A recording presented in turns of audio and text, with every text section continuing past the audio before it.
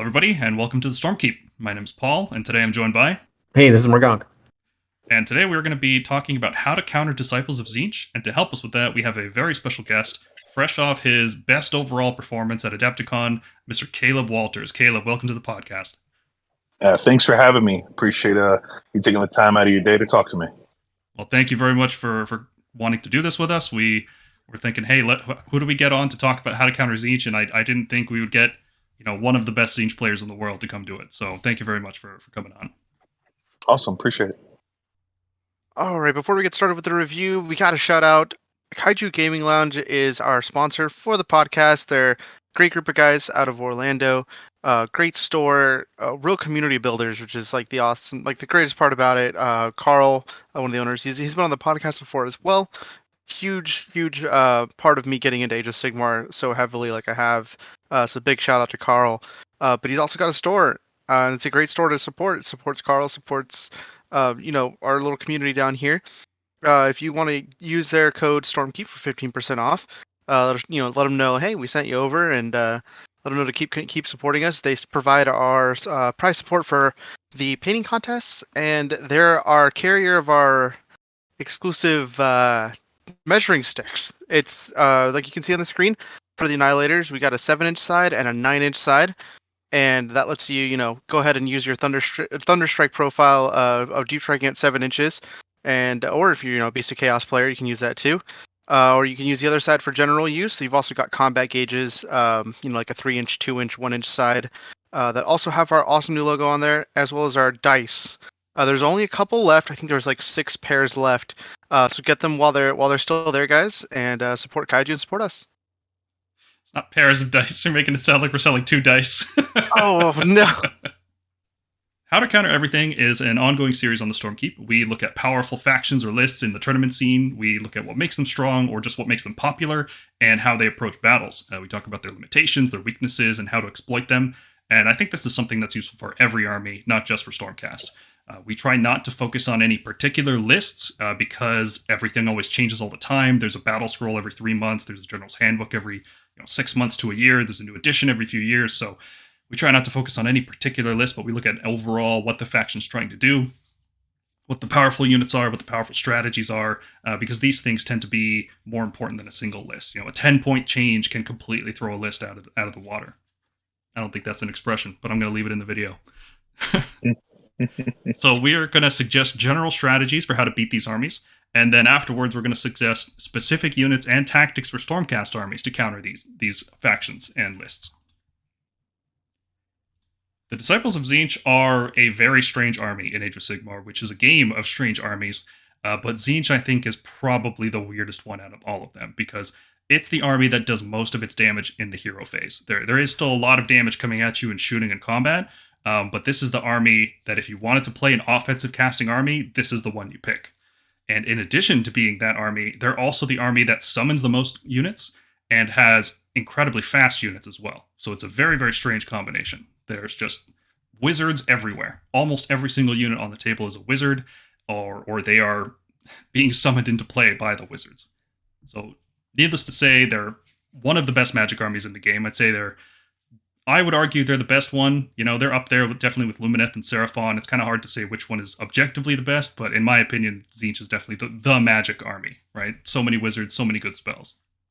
Although Tzeentch is primarily a magic army, it still has access to good shooting and even some decent melee hammers if you buff them up properly. They have what I would say low maximum damage, but really high accuracy because most of their damage comes through mortal wounds at very specific times. And because of that, it can be very difficult to play around it because they're able to reach out and destroy key units when they want with more or less accurate damage. Yeah, no, I'd agree with that statement. It's not a lot of damage, but when it comes through, it's mostly mortal wounds or multiple, attacks at no rend. But normally, it's mortal wounds in the hero phase.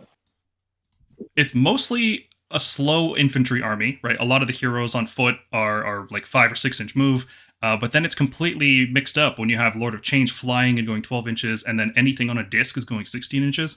So it can surprise you with how fast this army can be. And then since summoning happens after movement, they can move a hero and then drop a whole unit in range, and suddenly that section of the board has been reinforced.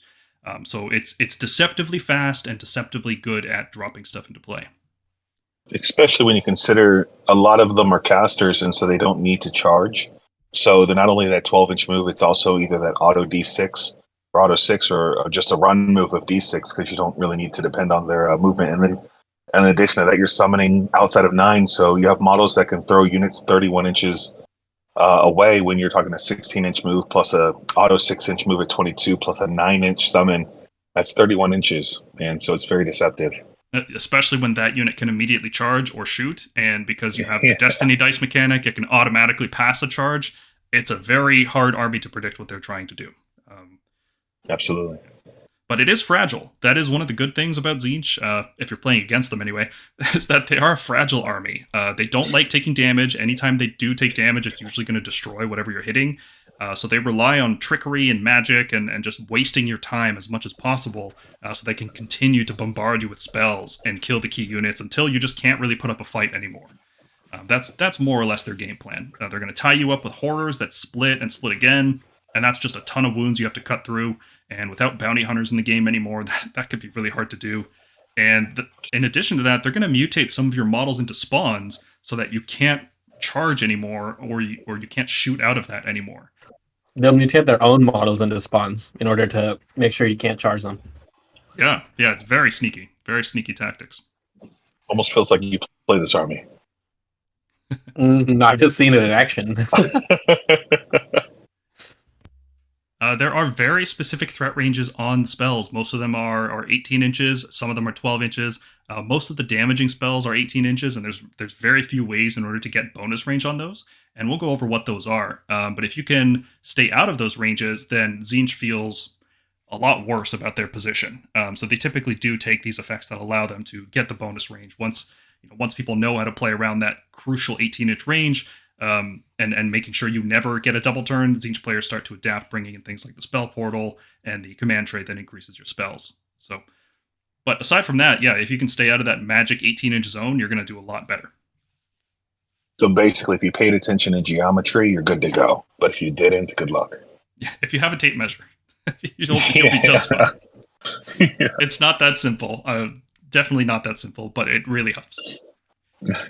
Tzeentch has no reserves, aside from the Gaunt Summoner, who we will talk about later, but no general reserve mechanic like Night Haunt or Stormcast. And they have no teleporting, aside from the seasonal rule for Tunnel Master and the Endless spell that everybody can use, the Bridge. There is no teleporting. So what is on the table, there are very specific threat ranges away from all of that stuff. And there's also no healing, so aside from Heroic Recovery. So all the damage you do to the heroes is permanent, aside from Heroic Recovery, but that's only one hero per turn, and maybe it's one of those mortal heroes that doesn't have 10 bravery for some reason.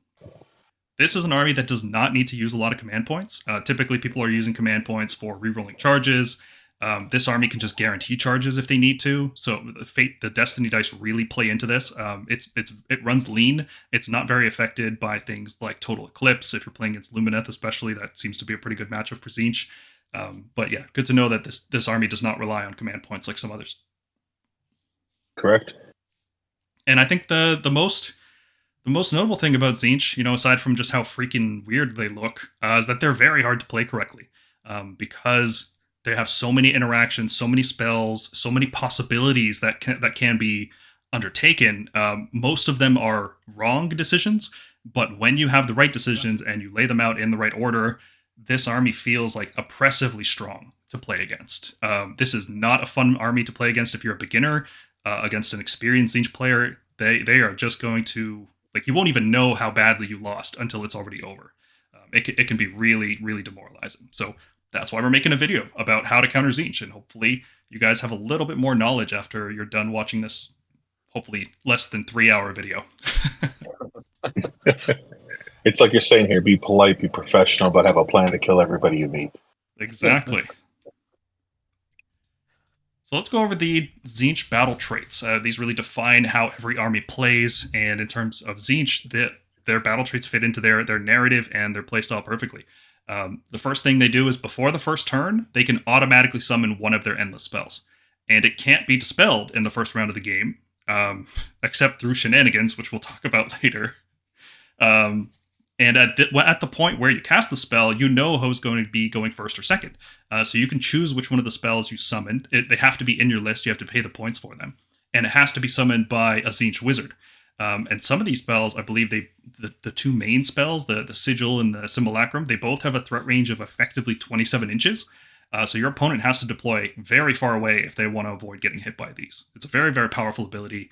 If you're on one of these like closer deployments where an opponent puts some units in range, you can do a lot of damage and transform some stuff into spawns. This ability it's really, really powerful. I'm very surprised they gave it to this army in 3rd edition. It's so strong. Absolutely. I mean, Arcane Army, we did lose a lot. Let's just go backwards in time. We did lose a lot. And I missed a lot of the things that they took away from us, but they did add this.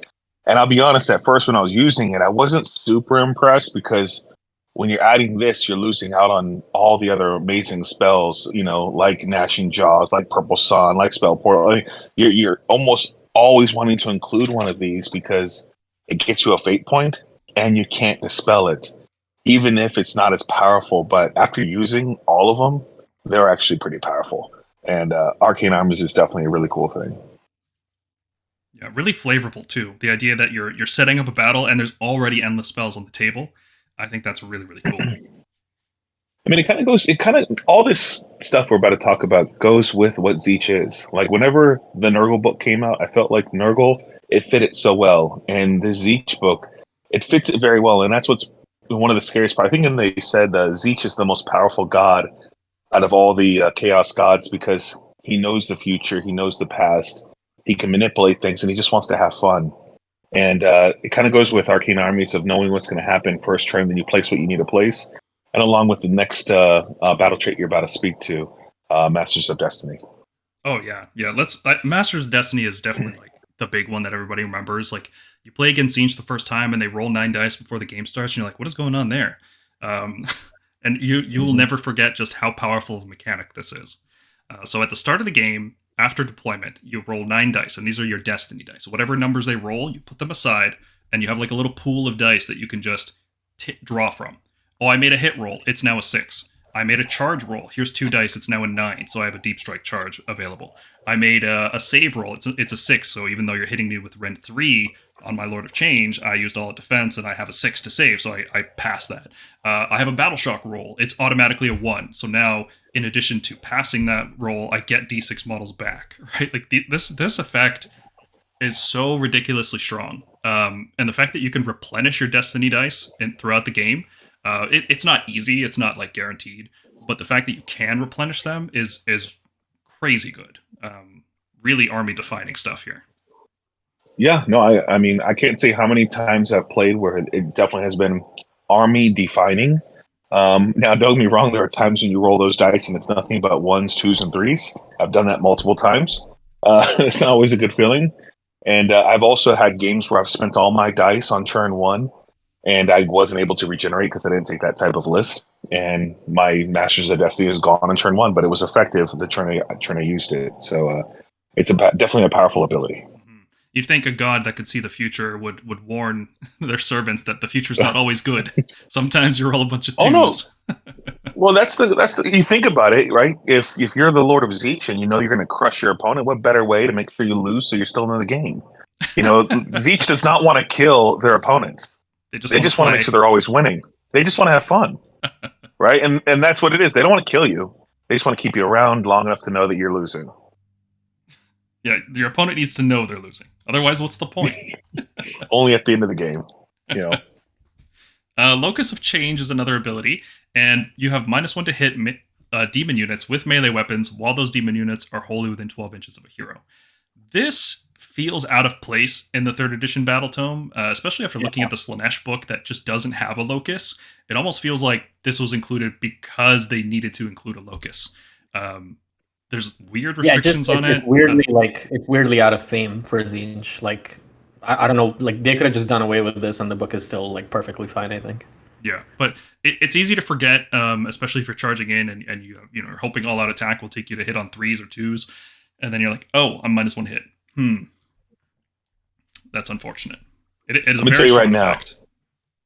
It is one of the most underrated, strongest abilities in this book, and I've heard a lot of people talk about Tzeentch, about their PowerPoints and things like that, or just overall talk. They miss this so much. Locus of Change is the hit.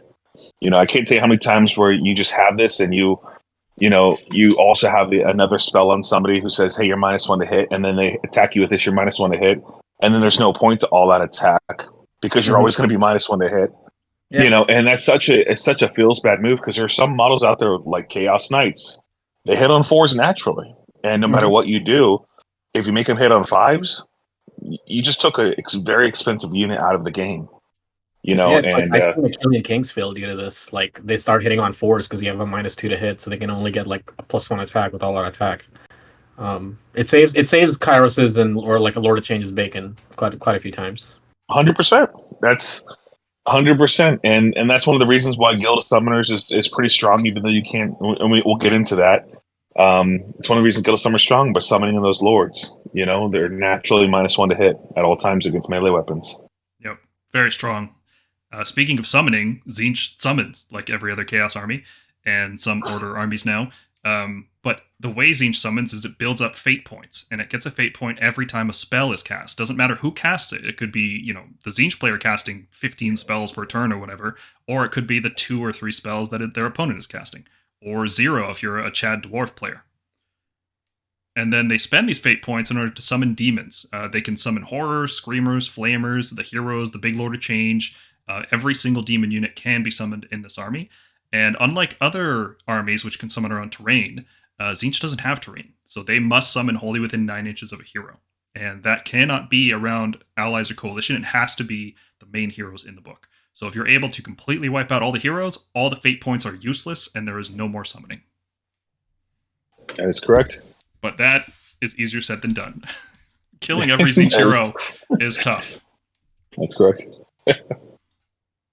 It's one of the hallmarks of the feel bads. It's if they got rid of, just give you an example, if GW decided to get rid of the summoning mechanic out of Tzeentch, I don't think Tzeentch is a top tier army, naturally, unless they give it a whole bunch of other stuff. Because what you spoke about earlier is high quality damage, but low quality consumption, right? And so you're doing, let's say, 20 to 30 mortal wounds around. When you have horde armies that have 200 plus wounds, you can't chew through them fast enough if you don't have a way of bringing on more units to, add wounds to your army and then also suck up some of their damage as well. So the summoning mechanic is humongous. And I definitely don't want to see it go away.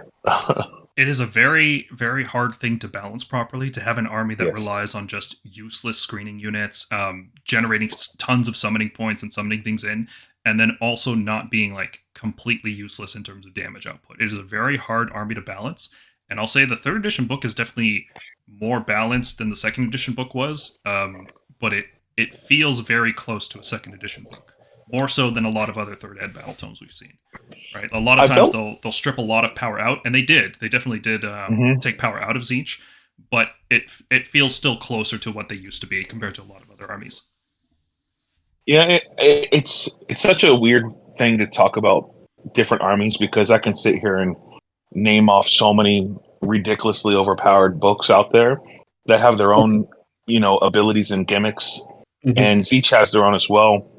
But when we're strictly talking about book 2 versus book 3 from the last edition to this edition, it feels like this new edition is more of a Swiss Army knife than the other edition. More combos, but you're also more fragile because, one link in your chain in the new book is removed, your army can fall apart.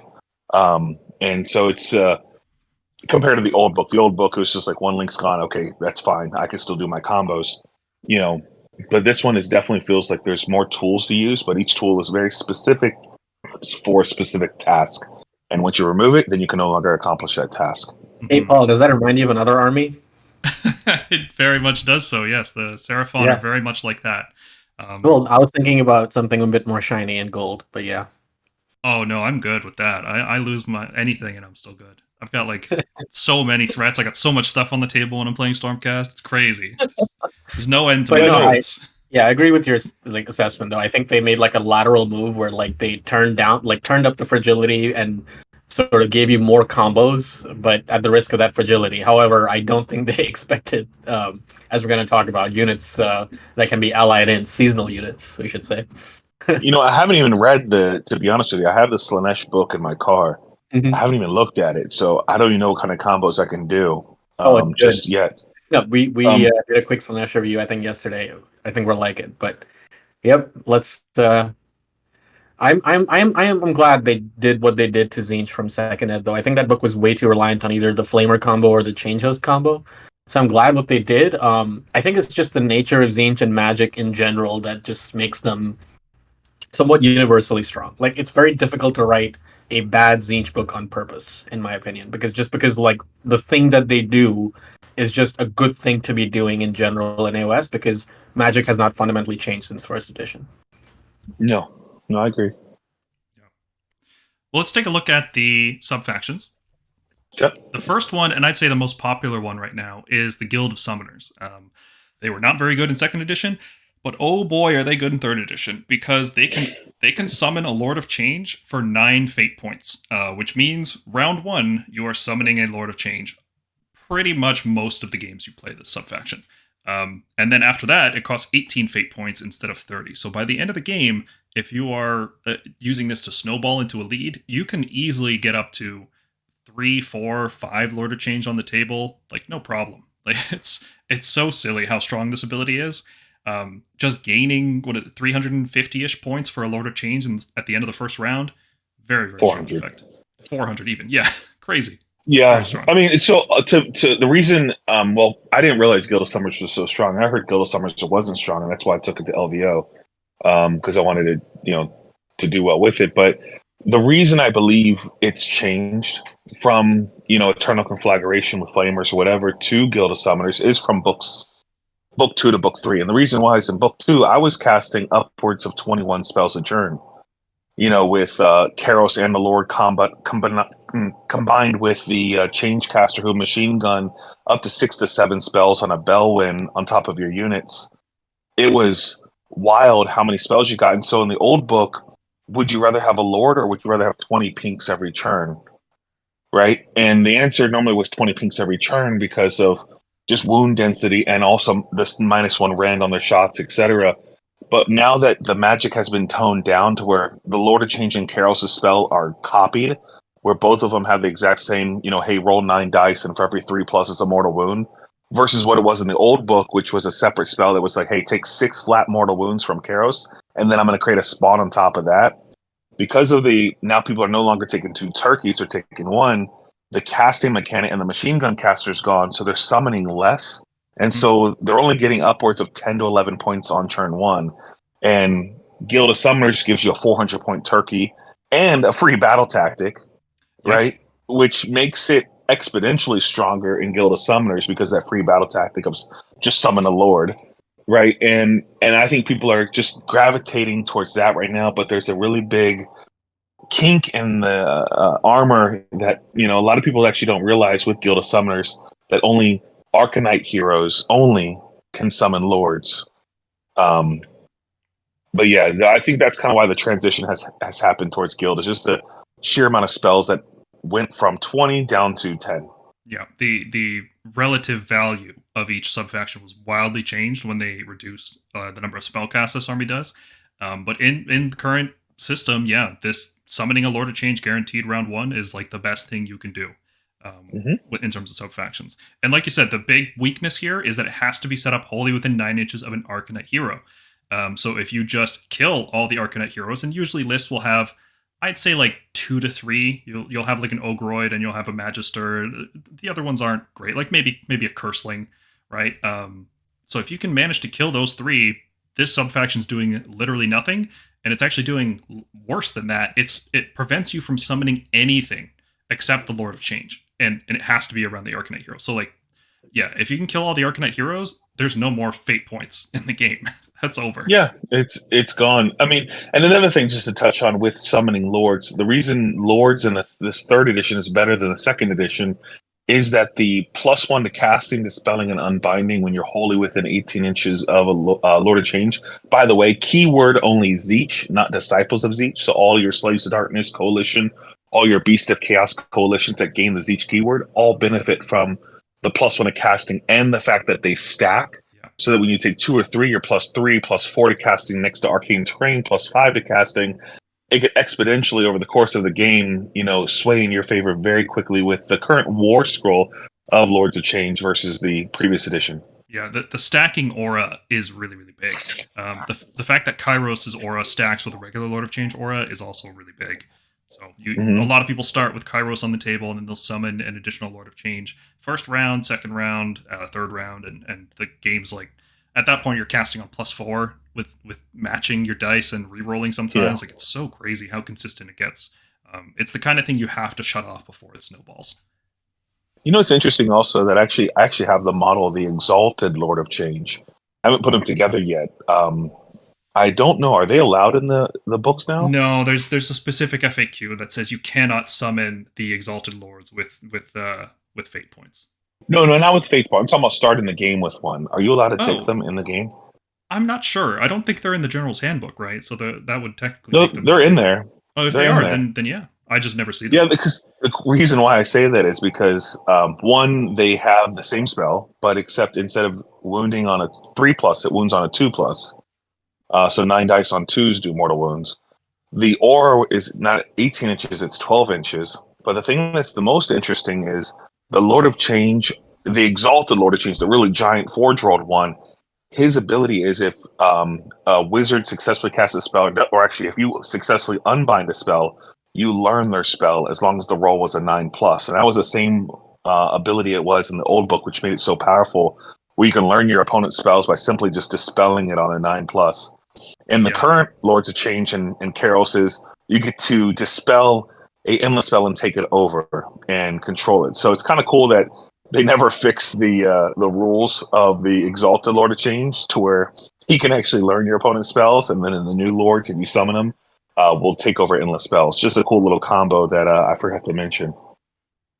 Yeah. I don't see the Exalted Lord very often, but it's definitely worth mentioning. I need to build it and put it on the table. Continuing on, Host Arcanum, I'd say, is the second most common subfaction, because I think a lot of it is just because of how popular Gitz and Lumineth are right now. The ability to once per turn in rounds 1, 3, and 5 unbind a spell automatically, like it's gone, guaranteed. That's really, really good. That is, especially if you're playing against people who know to snipe out your Arcanite heroes. Once you start reaching that higher level, the weakness of Guild of Summoners starts to become more apparent, and then the additional utility of Host Arcanum starts to become more obvious. And it does also make Screamers battle line, but they're not that interesting of a unit. They're just a fast melee thing that does pass over mortals. It's not a big deal.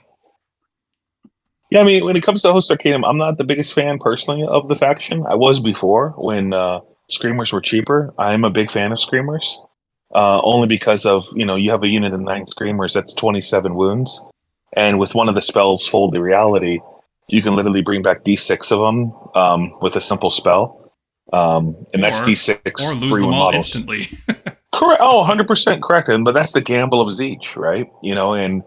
And nothing's better than just taking that 1 in 6 chance to, die or win the game, but before, the reason I used to like this, because it's not the dispelling of it, to be honest with me, it's more the Screamers were battle line, and it was the cheapest battle line you could take, and now battle line's more expensive. And so I don't see myself playing Host Arcanum so much, but I still see a lot of people playing it, and I'm personally just not the biggest fan, because I want people to successfully cast spells, because then I get a fate point. I want to summon more stuff. But I could definitely see the appeal. Mm-hmm. Eternal Configuration is a good one. I don't think it's super popular right now, but giving Flamers and Horrors and some of the other heroes, any demon shooting, basically, +1 rend when shooting is very good. Because you stack this with other effects that increase your rend. You can get up to rend 3 with Flamers, which is scary good when they just start roasting things immediately after being summoned. That is my faction. That's my next one. With the inclusion of Slaanesh, inclusion of gets, inclusion of Khorne, my spells aren't going to be as effective when I'm facing a couple different armies. Host Conflagration, summoning anything I want, I think it's going to be where I'm going to start leaning towards, to make sure I have that natural +1 to Rend, and then stacking the Rend, like you said, Purple Sun, stacking it with Arcane Suggestion, that's 3, and then, of course, the Changecaster. Like, literally on turn 1, if you roll decent and you get 12 summoning points and you can't take damage from your opponent for, like, the next turn or two, then you can just summon a Changecaster who has a spell that just says, hey, -1 to your save roll, and now you're up to, -4, on just a simple unit, which is going to blow up a Maw Crusher, and it can be definitely... Yeah, you're already guaranteed. I mean, you just Arcane Suggestion them down so they can't even issue commands, and it's like, oh, great. Have fun getting to me. Exactly.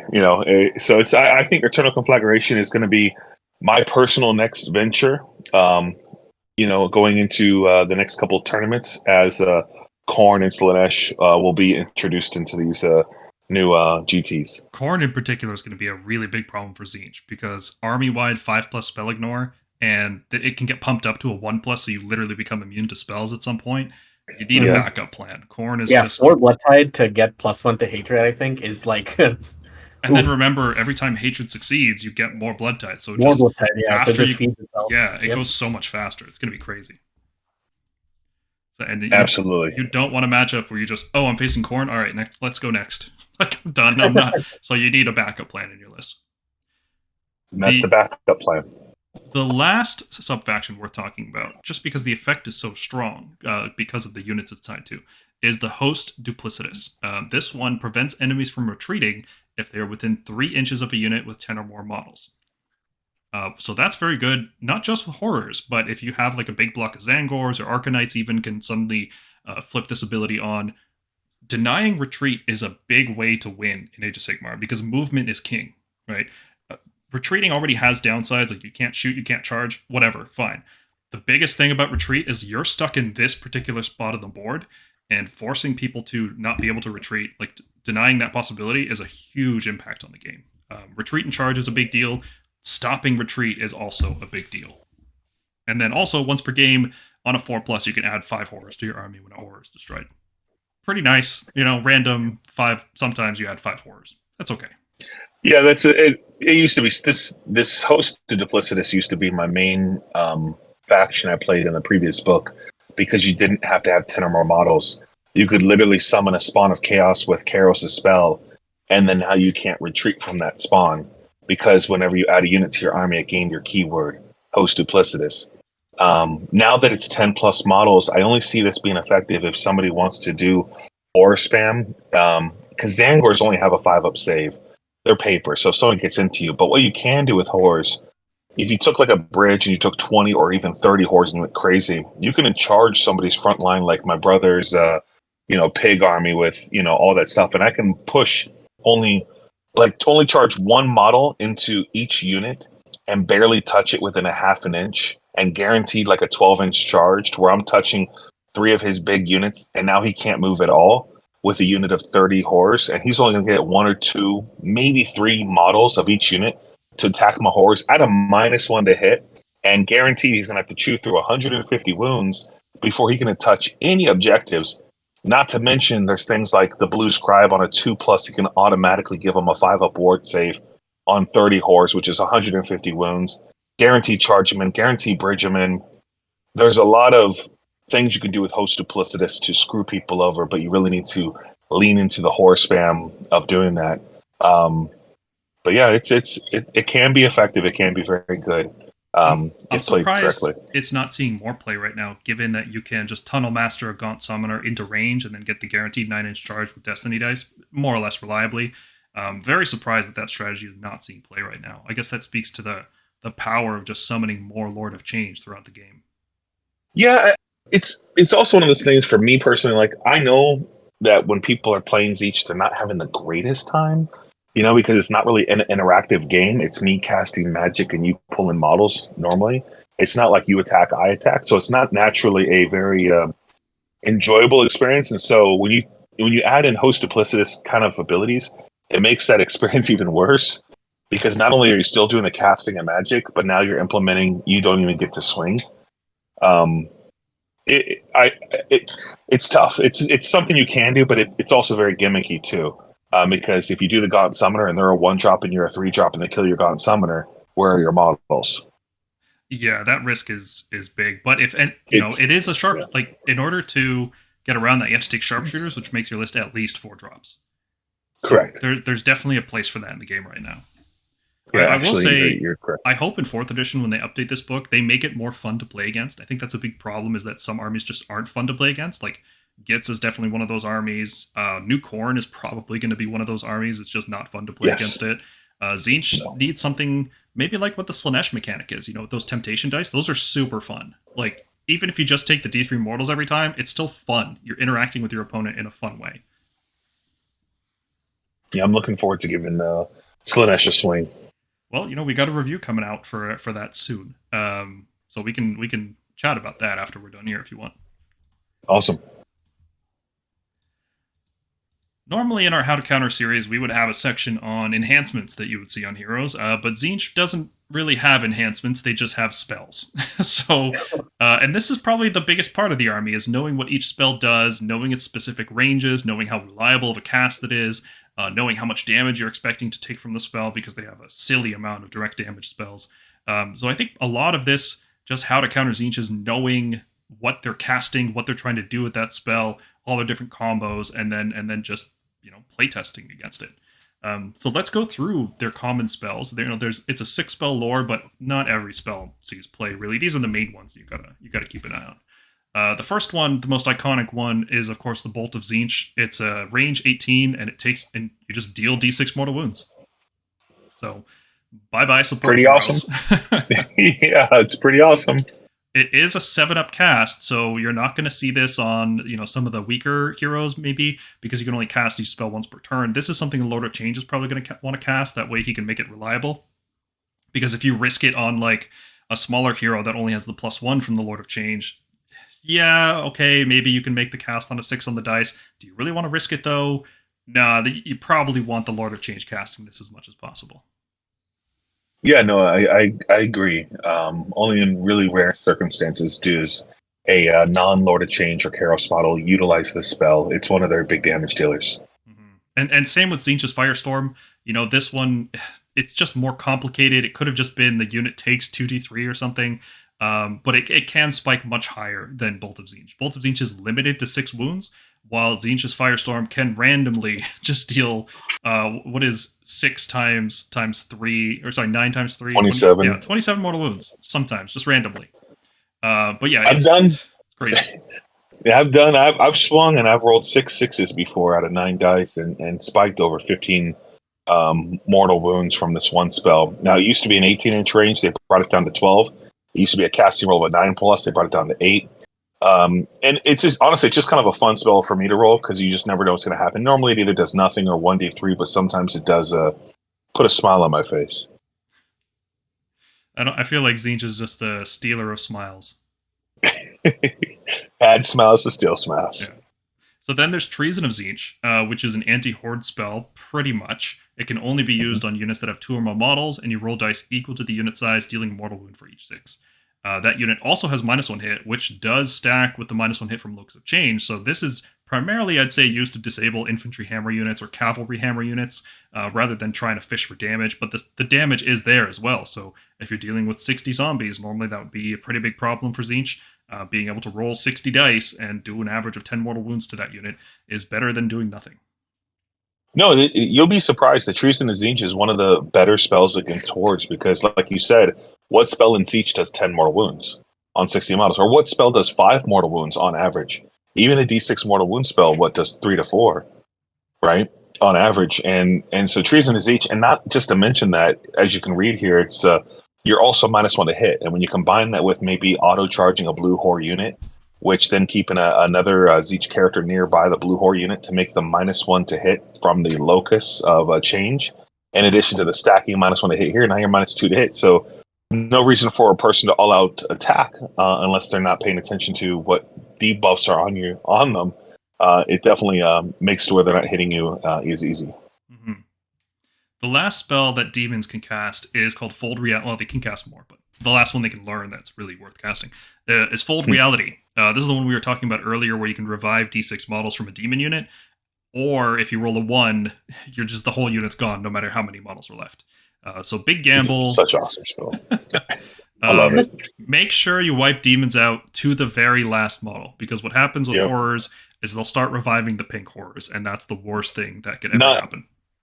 Pink horrors can't be revived. Oh, they can't? Pink, if you choose to fold, if you choose to multiply with horrors, you can't fold the reality. Oh, okay. So this is not counted as being slain. Yeah. So this is only good with Screamers, and that's what I was mentioning with the Host Arcanum, like a unit of 9, 27 wounds. Because if you think about a unit of 9, when you fly over somebody and you're going to do a mortal wound for every 4+, so let's say between 4 or 5 mortal wounds. When you charge them, you can do the same 4 to 5. When you retreat, you can do another 4 to 5. And then when you attack, you're doing 3 attacks each, 3s, -1 damage, but it's naturally -1. And so if you Ren stack, you can be Ren 2 or 3, with multiple hits. They're pretty powerful, and they're a Tzeentch unit. And so if you have a Tzeentch character nearby, they could be -1 to hit as well. So Screamers definitely have some play, and that's where Fold the Reality kind of comes in. Unless you're doing a whole flamer block of like 9 flamers, and then Fold the Reality can be pretty powerful in those two combinations. Now, I will say, just a little callback to why Tzeentch was freaking amazing back then, is Skyfires used to be demons. Because they were on discs, right? Oh, it's so awesome bringing back D6 of those Skyfires, but going back to the future, we're here now. There are actually some scenarios where you can use this on pink horrors if they were slain by something that instantly destroys them and didn't just do damage. They only split and split again if they're allocated wounds, right? So if you use something like a Star Drake's the Jaws to just instantly destroy a model, that actually does go into the dead pool. So you can rally that model back, and you can use Fold Reality to get it back. I didn't know that. I thought in the actual War Scroll says you can't heal under any circumstances unless you decide to not utilize the split and split again ability. Because horrors have another ability where you can make it to where they don't split and split again, and they just take damage and then they blow up on a 4+ or a 5+, which nobody ever takes because 30 pink horrors is 750 and only 30 wounds. Not that smart to do, but you could do Fold the Reality on those if you so choose to. Moving on to the mortal spells. These, I would say, there's not as much direct damage, because you'll notice Bolt of Tzeentch is actually the same one in the demon, and you can only cast 1 Bolt of Tzeentch. But I would say these spells are probably more impactful, even though like damage is fun and damage is scary. But the power of Arcane Suggestion and Shield of Fate and Glimpse of the Future shouldn't be underestimated. These are all very important spells. So first up is Arcane Suggestion. It has a cast value of 8+ and a range of 18, and it definitely earns that 8+, because look at this effect. You can either, a unit doesn't receive commands, or it has -1 hit and -1 wound, or it has -1 save. All 3 of these effects are nuts. This is a crazy good spell. It's the best spell in the entire game. Prove me wrong. Prove me wrong. This is the best spell in the game. On steroids, basically. Yeah, it's ridiculously good. Because you can stack it with, let's say, Geminids to shut off commands, and then you have -1 save from this spell, and then you have -1 save from Eternal Conflagration, and then you're at like Ren 2 already. Your Purple Sun, Ren 3, Ren 4 with the Flamers. Like, oh god, it gets so gross. I just think the no commands is what really kills a lot of people. You throw that on a unit of like Vanguard Knights, because they're not actually doing mortal wounds, they don't ignore it, and now they can't redeploy. Now they can't rally if they happen to kill what's in combat with them. They can't all-out defense. They can't all-out attack. And then when you do like 5, kill 5 of them, and you did close to 30 wounds. There's 1 left. Now they have to take a battle shock test at -5. Yeah. It's no commands is super scary. Yeah, it just shuts down Iron Jaws entirely. It's like, okay, Mighty Destroyer. I'm shutting off your Allegiance ability from like the 3 Maw Crusher triple thing you like to do. It's pretty good. Yep. Now, my brother hates it. Does it shut off issuing commands or just receiving them? Because I have here It's both. I think it's issue and receive. I don't recall. I'd have to, look it up. Here, I have the tome. I'm gonna open it up. But again, it's such a I can't tell you like the way I would play a lot with this spell is I always say it again. Cannot issue and receive. So basically both. Okay, great. Yeah. Yep. It's even better, right? With the way this would work normally for me is, let's say I'm having to play against a Slave Darkness army. I have 10 Chosen in my face and 6 Vanguards or 10 Chaos Nurgle Knights with the banner. I would decide to target one unit with all my spells, and maybe even, like say I took Tzaangors or the Incarnate. And then the other unit, if I couldn't do enough to it, I would just cast this one spell and say, hey, you're -1 to hit and you're -1 to wound. And so that when you go into my Lord of Change or Kairos, now you're -2 to hit and you're still -1 to wound. And then I can, sit there and do a 3+ no commands against, no all-out attack or defense with my Stomp or my Monstrous Reaction. So it's a good way to focus fire and then still get something off that's going to stop another hammer unit from killing you. Yeah. Now, thankfully, the saving grace here is that only mortals can cast this spell, or the Blue Scribes, I guess. But, it limits the number of casters that can bring this spell. So if you can take them out, then this spell is out. Unfortunately, the time it takes to do that, you might just take too many mortal wounds and die. So pick your targets wisely. Because if you're close enough to hit me, then you're probably in my 18-inch bubble, and then I can hit you back. Yeah, usually. Shield of Fate is a very powerful support spell. It casts on a 6-up, very easy to get off, and it has a range of 18. One Tzeentch unit gains a 6-up ward, or if you have 4 or more Destiny Dice when you cast it, a 5-up ward. So usually this will just be a 5-up ward spell, which is very good on Tzeentch because the army is so fragile. It wants this to protect the Lord of Change, or the big horror blobs, or even sometimes a big old block of Tzaangors. This is a very, very potent spell. This is one of the ones or go ahead. Or Tzeentch models. It's not Disciples of Tzeentch. So if you ally in, Tzeentch Knights or Vanguard, yep. Yep, Tzeentch Knights Vanguard, now they have a 5-up ward. And not just against mortal wounds. Yeah, 5-up ward is very strong on those units. They're already durable. Giving them a 5-up ward is gross. Yeah. Glimpse the Future. I think if you have enough Destiny Dice. Yeah, if you have 7 or more, you also gain a 4-up spell ignore. That can be very, very good in certain matchups. Like a mirror match, it's like the best thing ever. Yep. Absolutely. Glimpse the Future. Speaking of Destiny Dice, this is a spell, cast on a 7, you get a Destiny Dice. Nice and easy. Yep. This is how you keep getting those Destiny Dice back every single turn. It's good. It's definitely a good one to take. I take it on my my current list. And then Bolt of Tzeentch is also castable by mortals. It just does d6 mortal wounds at 18-inch range. So mortals and demons, both of them can take it. You love it. Now, are you mentioning the Realm d6 mortal wound spell on an objective? That one is certainly worth mentioning as well, because it is a 4+ for each unit within 6 inches of an objective, and they just take d6.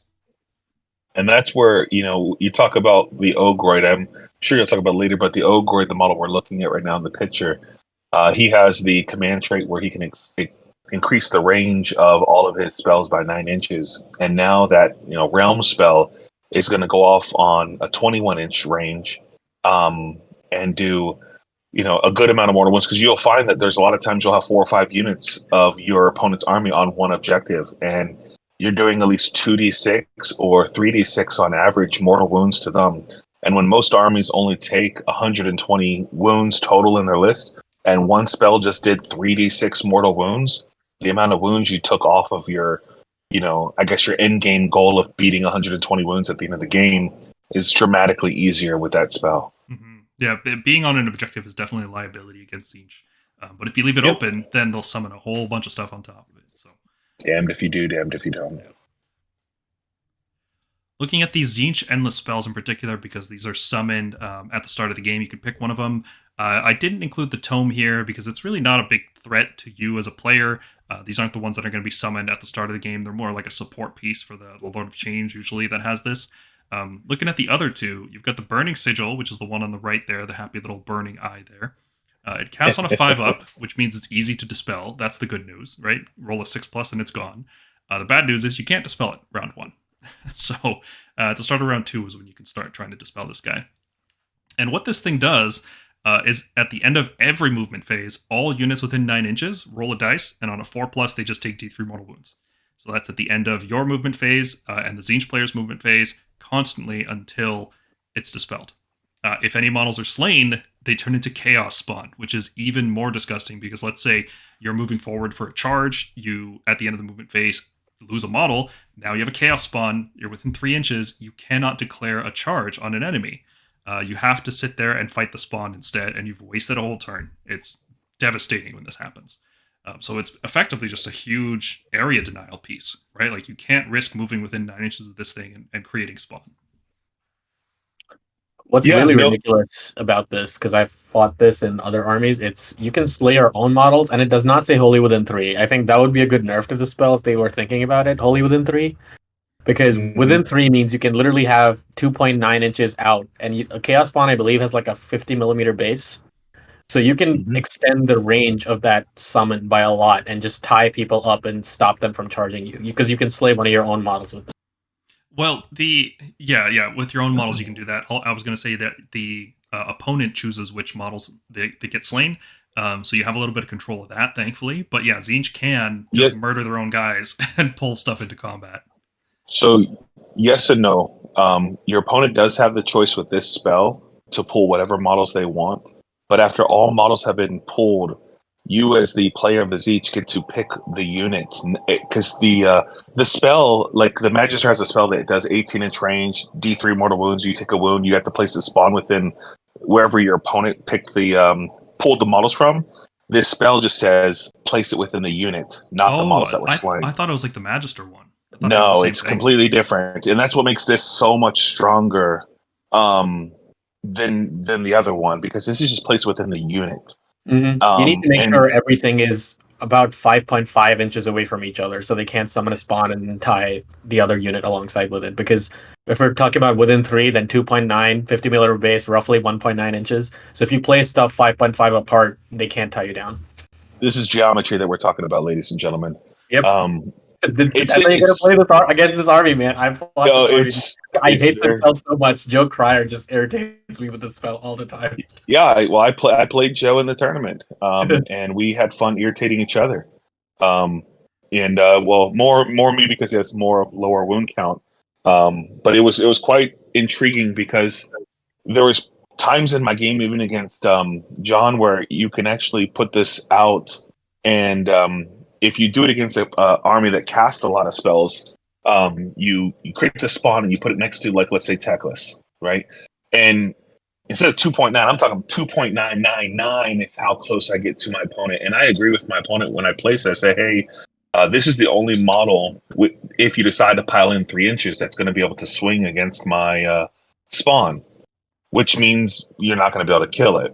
And normally you'll do 1 or 2 wounds to it, and then when it's your opponent's turn, if he chooses to cast a spell, the spawn will heal all of its wounds as long as the spell is successfully casted within 9 inches of that spawn.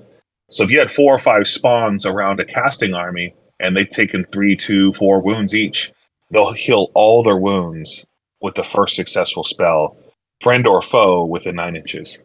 Mm-hmm. Very gross spell. Pretty awesome. There is some good news, like I said. It's easy to dispel it. It requires a 6+. So after that first turn, you can just get rid of it and then move into position. And it does have a very specific threat range because it has to be set up wholly within 18 of the hero that's casting it. Unfortunately, every Tzeentch hero can cast it. But yeah, if you stay 27 inches out from every single Tzeentch hero, you will not be affected by this all the first round, at least. Unless first round, yes. Unless I decide not to cast it for free, and I've done this before, where my opponent stayed too far back and it was pointless because there's no objectives to control. I chose not to cast it, and then the Ogroid increased the range of 9 more inches and then casted it. So now he threw it out 27 inches, because anything that increases range in the rulebook says it also increases the range of endless spells. Correct. And so now the endless spell is 27 inches with a 9-inch bubble. And then I put it in the heart of the Gloomspite Gitz faction. And now all their stuff is taking damage, and then I get to pick the model that I want to stop from moving. Yeah, it's really gross. You can, predict where the Ogroid is going to go. You can see him once he's deployed. You can stay away from him, but that's such a nasty long threat range, like 36 inches. Almost nothing is deploying out of that, right? That's too much. So, very, very good spell to cast. The other one that you'll see often dropped at the top of round 1 and then throughout the game is the Demonic Simulacrum. This guy just does damage, and does pretty good damage, I'd say.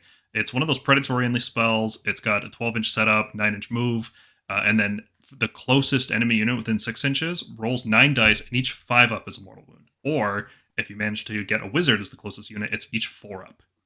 So the fact that it just does mortal wounds indiscriminately, and it's hard to dispel, and like if you don't deal with it, it's just going to fly around killing your wizards until there's none left. It's a very good spell. Weirdly enough, a really good anti-Tzeentch spell. Yeah. Oh no, it's Lumineth it's anti-Tzeentch. Oh yeah, exactly. Well, I always look at this like this, right? So the reason this is powerful, in my personal opinion, is the casting value of 7. In order to spell it, your opponent has to roll an 8. It's not easy. Purple Sun, 9, exactly, right? And so if you throw this spell out there, your opponent will try to get rid of it because it is truly doing 3 to 4 mortal wounds against a non-unit. And that might not seem like a lot, but that's 3 to 4 wounds in your phase, and then in their phase times 5. So you're talking 7 times 5, 35 wounds from this one spell if it doesn't go away. And when you talk about a natural opponent only having 130 models on the table, or 130 wounds total, you just chose to shoot through 35 from one spell. And if you combine this with like swords that automatically goes off and doesn't require like a 2+ like Gnashing Jaws, that will also roll about 4 mortal wounds a turn. In addition to this, now you're talking 8 times 5, 40 from that spell.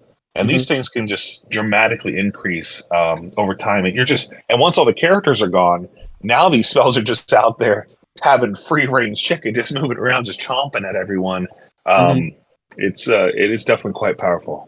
Yeah.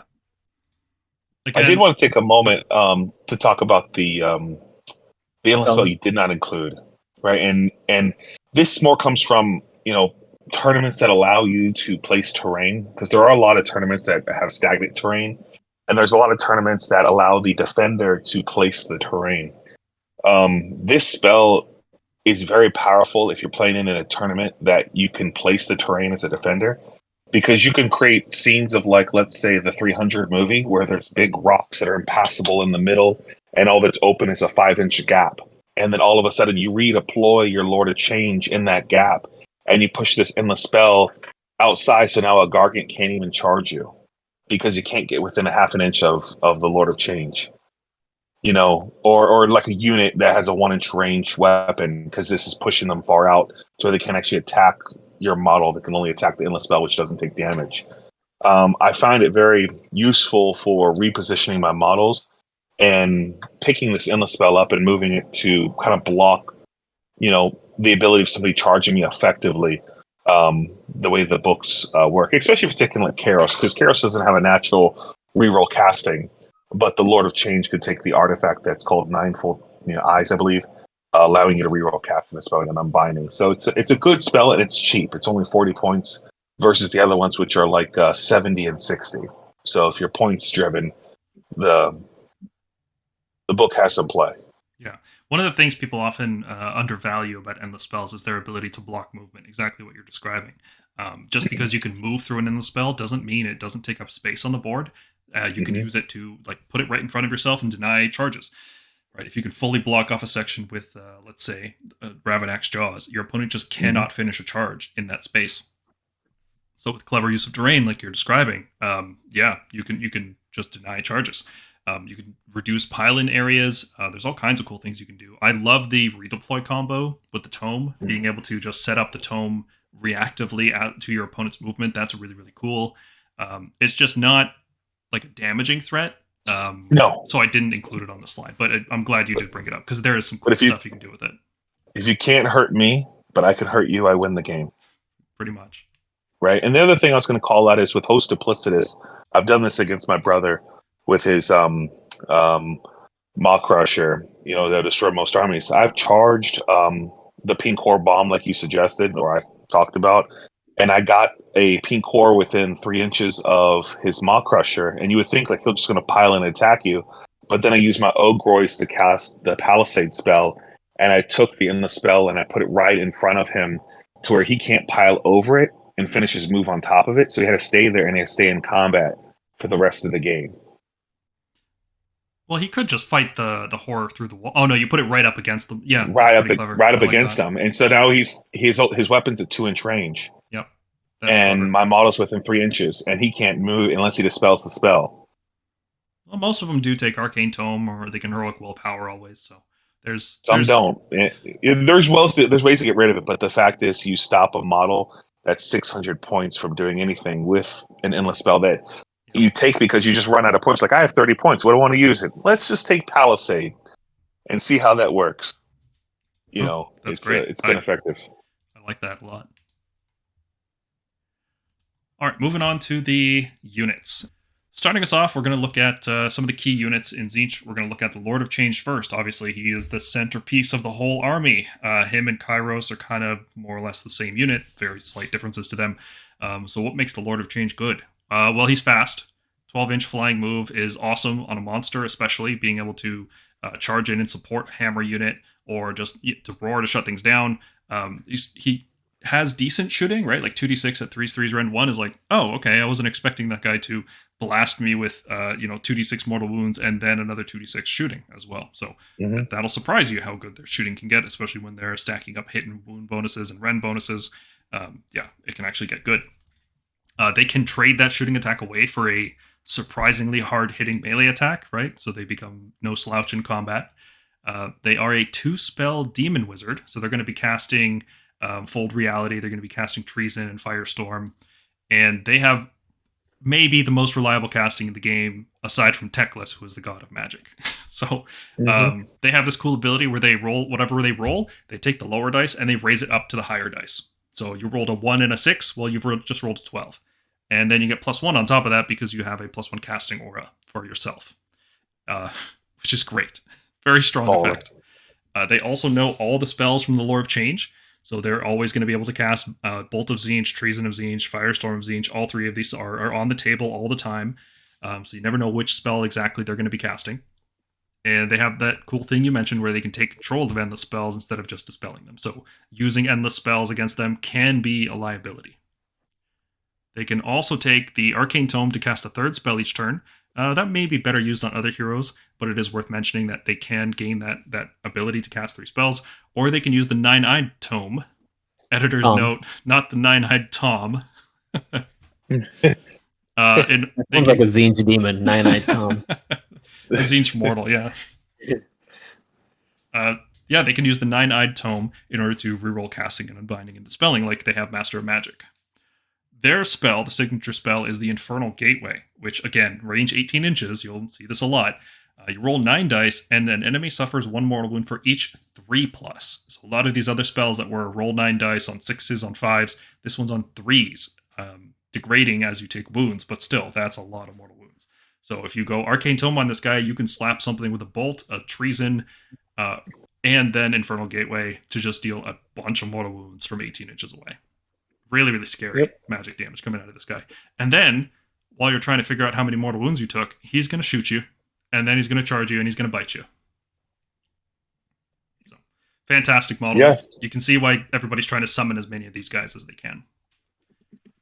Yeah, I mean, you got to ask yourself, right? So, I mean, when you talk about summoning, right, would you rather have 10 blues, which is 20 wounds, that hit on 5s and wound on 4s, and you're talking an average of 7 hits, wounding on 4s, 3.5 go through. You're like, all right, take 3.5 saves at -1, or a model that has 6 less wounds, so 14 wounds, but is naturally -1 to hit in combat versus having to have a Tzeentch hero nearby who has a 4+ save versus a 6+ save, who has the ability to do an all-out defense, all-out attack, heroic healing at a bravery 10.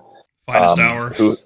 Finest hour, which will increase your shooting attack to wound on 2s with all that attack hitting on 2s, and like you mentioned with Ren stacking, which I do quite a bit, you can really easily, this model has legs, right? And then you're always giving +1 to casting and spelling unbinding with all your wizards, and it's stackable, and it becomes a monster to deal with. Now, I normally don't ever bring them in combat. I separate them, try to get them as far away from each other as you can.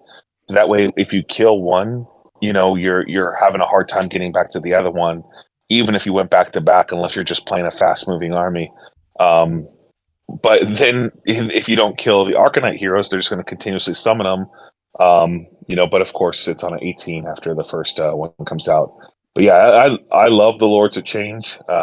They're very strong. They're very powerful. They're very fast. They do a little bit of everything except for combat, because I don't give them the combat weapon. I give them a shooting weapon. Yeah, the shooting weapon just seems like a better choice because you can, unlike most of the damage coming out of this army, you can move before shooting, which is a big deal. So there are some downsides to the Lord of Change, right? It's not the best unit in the game by any means. It's only 14 wounds on a 4-up save, which if people have been playing Techless, who's 16 wounds on a 4-up save, yeah, he's pretty easy to kill. Relatively, like if you want to kill something, you can kill it with this stat line, unless it has Mystic Shield, All Out Defense, Finest Hour, and Shield of Fate. If you stack a number of these together, then they become surprisingly durable. But each of these can only be taken by one unit per turn. So if you're clever, you can target down the ones that don't have these effects active and kill the ones that are vulnerable. You missed one thing on here. What's that? Destiny dice. Yep, Destiny dice to do 5s and 6s and 4s is pretty good. Yep, like okay, because you can what are you hitting me with? What's your profile of your Gargant? Oh, this is your D6 attack and it's -2. Okay, the 6 is for that. What's the next one? These are 4 damage each. Okay, these 2 5s are for that. Yep. Okay, I'll take those 3 hits. And then now they can only do 12 wounds to you as the maximum amount of damage they can do to you because you have your Destiny dice to help you. Yes, exactly. And then you can, retreat, and then at the top of the round, start heroic recovery back up. That's right. Exactly. Yep, they're very good. I think they are definitely going to struggle with all the high Ren stacking that's coming. Like Slaanesh and Khorne can really, really pack a lot of Ren to the point where you're not able to use Destiny dice anymore to save. That's definitely going to be something they're going to struggle with. But most stuff in the game is like Ren 2 at most. And Destiny dice are very good against that. Absolutely. I'm actually curious to see what the new lay of the land is going to be. When you talk about like Iron Jaws, who would win, Iron Jaws or Khorne, right? And who's going to take who out in the tournament? And that's it's just about how lucky can you get the first 3 rounds of a tournament, and can you pass all the armies that can kill you, or is Khorne going to be on the top of the list? Who you have to face them on battle round 4 and 5 to win a tournament? Just curious how the. Probably going to be true. Like, I think you'll have to plan for Khorne. I think that the Hexgorger Skulls is, I think, a great tool against Tzeentch. And that's mainly because while it may not stop your Kairos if they roll a 6 or Lord of Change, it's really good against all your other casters that are like more honest in their casting, I guess you could say. It is and it isn't, because you can force the Hexgorger Skulls to dispel themselves by using Destiny dice to get an 8. You take D6 mortal wounds on your first wizard, who's out of range of everything else, and then, they're gone. And that -2 cast doesn't matter anymore. I didn't know that's how it worked, and I played somebody, and I rolled doubles, and it never went off the table, and I found out later. I was like, son of a biscuit, I could have...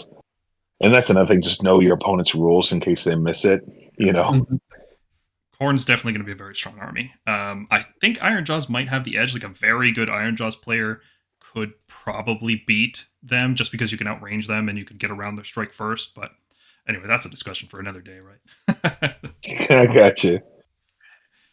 Kairos Fateweaver. He is like a Lord of Change, but he has 2 more wounds, so 16, so he's more durable.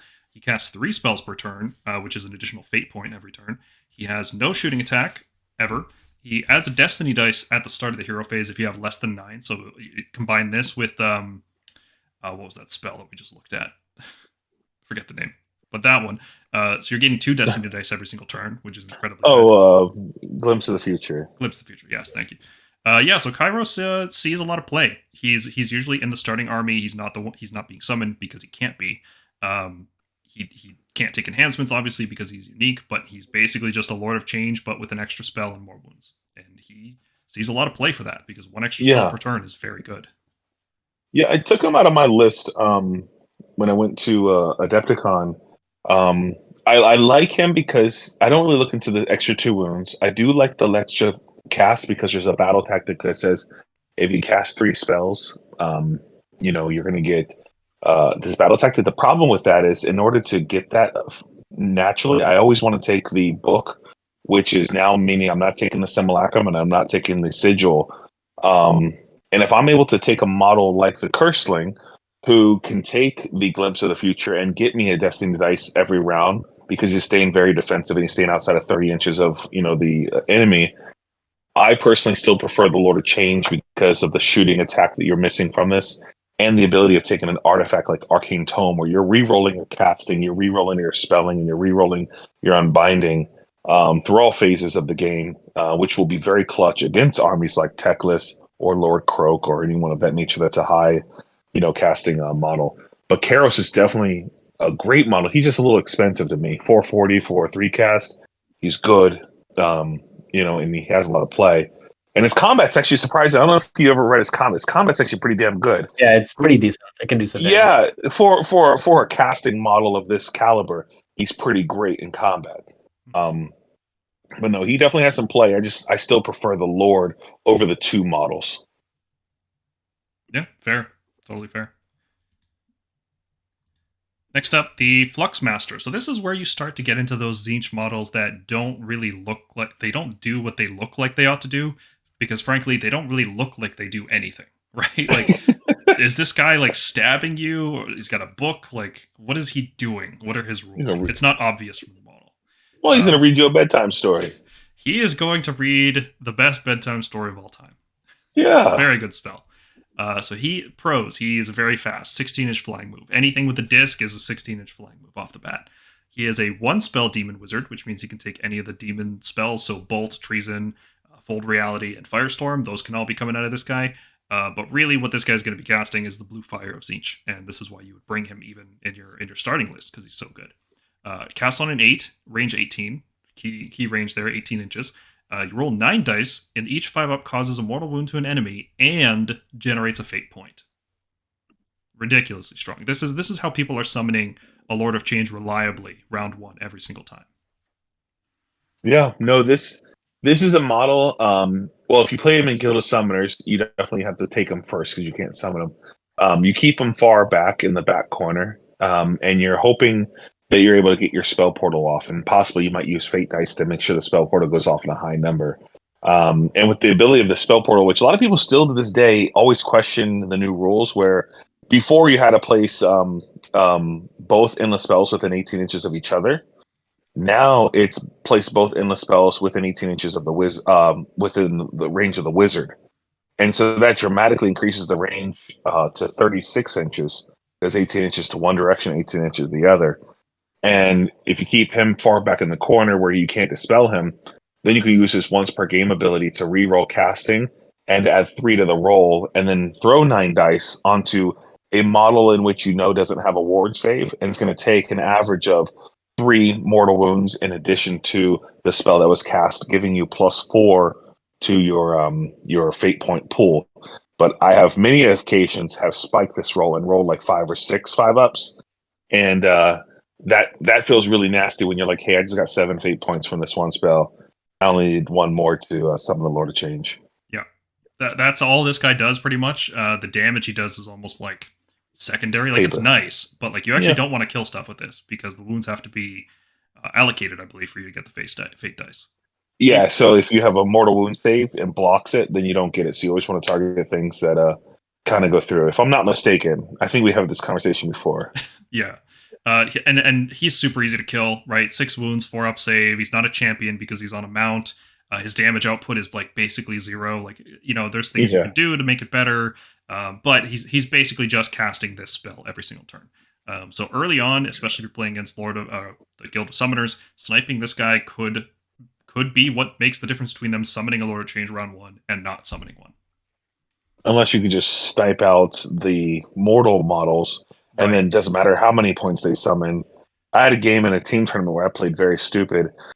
Still got lucky at the end of the game, but where I put all my casters kind of close to my enemy, thinking that I was doing well, and they went back to back and killed them all. I was like, well, there's all my mortal casters gone.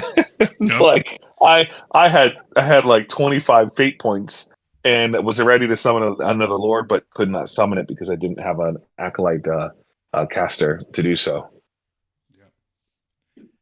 Next up, the Changecaster. You mentioned this guy earlier. He's a fun one to summon, but I think if you're playing Lords or Summoners Guild, then you can't summon him. So he makes the cut for starting lists sometimes too.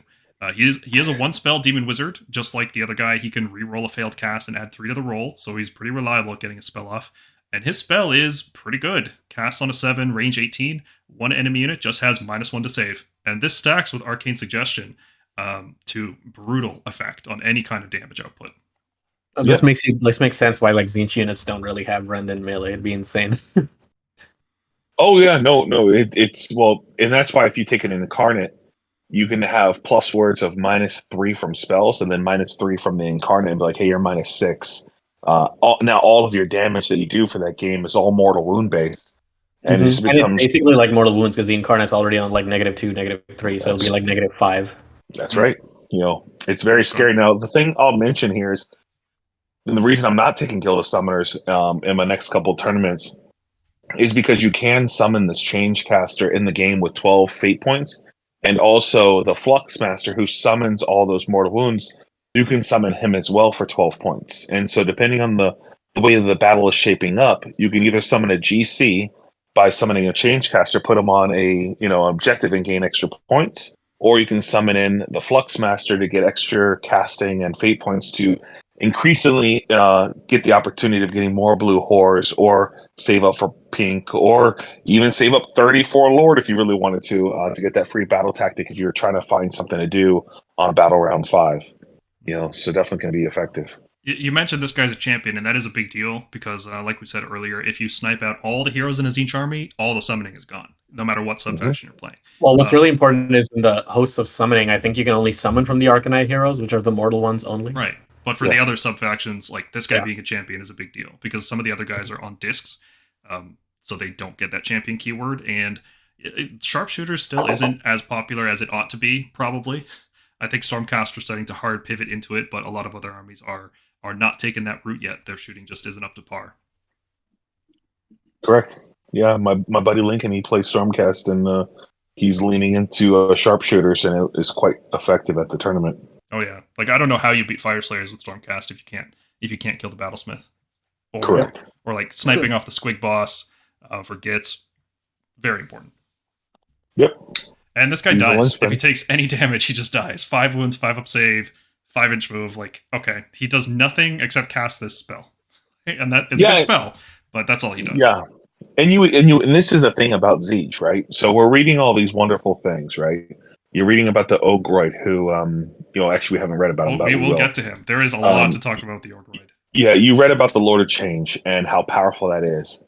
And you read about the Changecaster, so who do you target, right? You read about the Fluxmaster of casting, his one spell that gets 4 fate points, and Summoning Engine, and in your brain, like, fuck, if I don't kill that Summoning Engine, then, I'm in trouble, so you target the Fluxmaster over the Changecaster.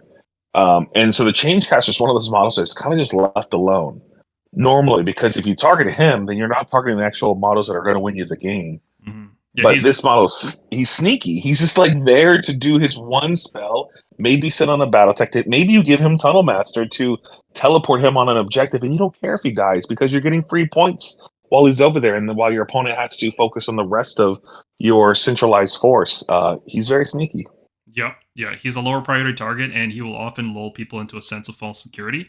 And people will deploy in like just outside of that 18 of him, and then all of a sudden he's the guy summoning the sigil at the start of the game. People forget. You put him at the very front line. Go, here we go. Yep, he can't be sniped if you force the other person to go first. So a lot of utility here. The Blue Scribes are on a disc, so they're 16-inch move. They are a demon wizard, like the other ones we've been talking about so far. Their cool ability, it's twofold. First of all, they know every spell in the Tzeentch book, just from the lores, not from the War Scrolls. So they can cast Arcane Suggestion, and then, that's really, really good. They still don't have the Arcanite keyword, so they can't summon for Guild of Summoners, but they can cast the same spells that the Arcanites cast. And their cool thing is, once per turn, instead of casting, you just roll a 2+, and the spell goes off, and it can't be unbound. And that second part is super important. So if there's a crucial spell that you need to cast that you can't risk being hit by like a Knight Incantor's spell scroll or Techless, 2+, that spell's off. So Spell Portal, there it is. Now I'm in range to shoot everything with Spell Portal right there, all day long. Spell Portal. Yeah. This is an incredibly powerful effect, and Blue Scribe makes the cut in a lot of lists. Most lists, I would even say. Very, very potent. Yeah, he's definitely a model. The only downside is his points to his wound and how fragile. But just the fact that he's a demon, he's a Tzeentch demon. So when he's around other Tzeentch demons, he offers them the locus of -1 to hit in combat. And since he moves 16 inches with a guaranteed 6-inch run. He has a 22-inch, ability of moving up there. So you could also just say, you know what, I'm going to take a unit of 10 pink cores. I'm going to give them the 5-up board save, and I'm going to put the Blue Scribes behind it as a little bubble wrap, and I'm going to move up on that objective. Good luck getting me off. Yeah. Now, unfortunately, he's not a champion, so he's just going to get hit by all the shooting in the game because everybody knows how big of a threat this guy is, and when he takes that damage, he just dies. 5 wounds is pathetic. He will just get shot off, even by like random dragon breaths will just kill him sometimes. Just destroy him. And that's one of the reasons I don't play with him too frequently, is because how fragile he is. But he is one of those models that could honestly just sit in the back corner and just class glimpse of the future, guaranteed every round. And getting 5 fate points can be very devastating if you know what's going to happen in the course of the game if you need to accomplish a task. Yeah. And then, of course, the 6th time, he'll fail on average. And you'll feel super bad about that. Like, damn it. All right, moving into the mortals, mortal heroes in particular, Ogroid Thaumaturge. I'm going to let you take this one because this is a phenomenal model, and there's so much to talk about here. Yeah, so I mean, this is my. I've taken him in every list I've ever played in this current edition. Multiple reasons why. He's my general, and because he's my general, he gets the command trait that gives him an additional 9 inches to his range of casting spells or endless spells. However, he has to do a mortal wound to something within 3 inches of him. Sometimes he'll do it against himself, and sometimes he'll do it against like a pink core block. And now all of a sudden, the pink cores have extended their range of movement by 1 inch because you get a place blue horse within 1 inch of a pink core, allowing you to move a little bit quicker across the board. With that, he only has a 4-up save. His combat profile is pretty actually great. He has a few attacks that are 3s, -1 D3 damage. He has 2 attacks that are 3s, -2 3 damage a swing. And then he has 4 attacks that are 3s, -0 1 damage. Now, what's cool about him though, if he takes any damage in, like, let's say the combat phase, right? He took 2 wounds in the combat phase, 3 wounds, 7 wounds in the combat phase. He gets +1 to his hits and wounds. So now all of those 3s are 2s. And it just makes his output of attacks very powerful, when he's in combat. Now, when you talk about spells, however, his spells is 7+, around the Lord of Change 6+, 18-inch range, really 27-inch range because of that command trait, and it does D6 mortal wounds. And for each slain model, you heal a wound. And so sometimes you'll just say, hey, I'm going to stab myself. And you could, of course, heroic action and heal if you want to.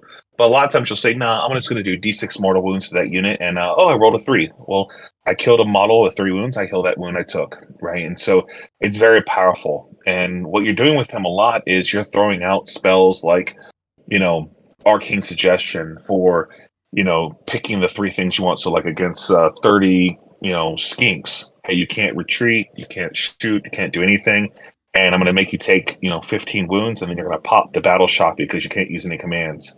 And you're, of course, going to use your own D6 mortal wound spell that will heal, or you're going to use the realm spell at a 21-inch range to do multiple damage to everything, or you'll use spell portal to, maybe you want to play your model on the back board edge and throw a spell portal 27 inches up, or you want to use your sigil and throw the sigil 27 inches up. There's so much you can do with this model. He's a champion. You can give him Tunnel Master. You can give him, the 3+ come back to life. He is an all-around fantastic model because you can't shoot at him if he's next to a unit unless you have the sharpshooters. There's just so much that this model can do. And of course, I'm taking Arcane Tome on this guy. So he's a level 2 caster. He's double the range. He's healing.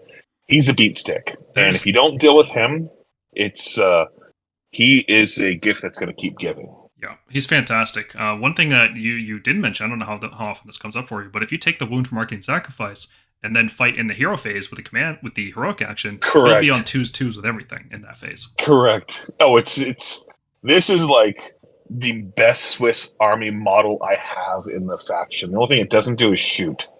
Right? But his casting is phenomenal. His combat is phenomenal. His wounds to points is phenomenal. He heals like, what the hell?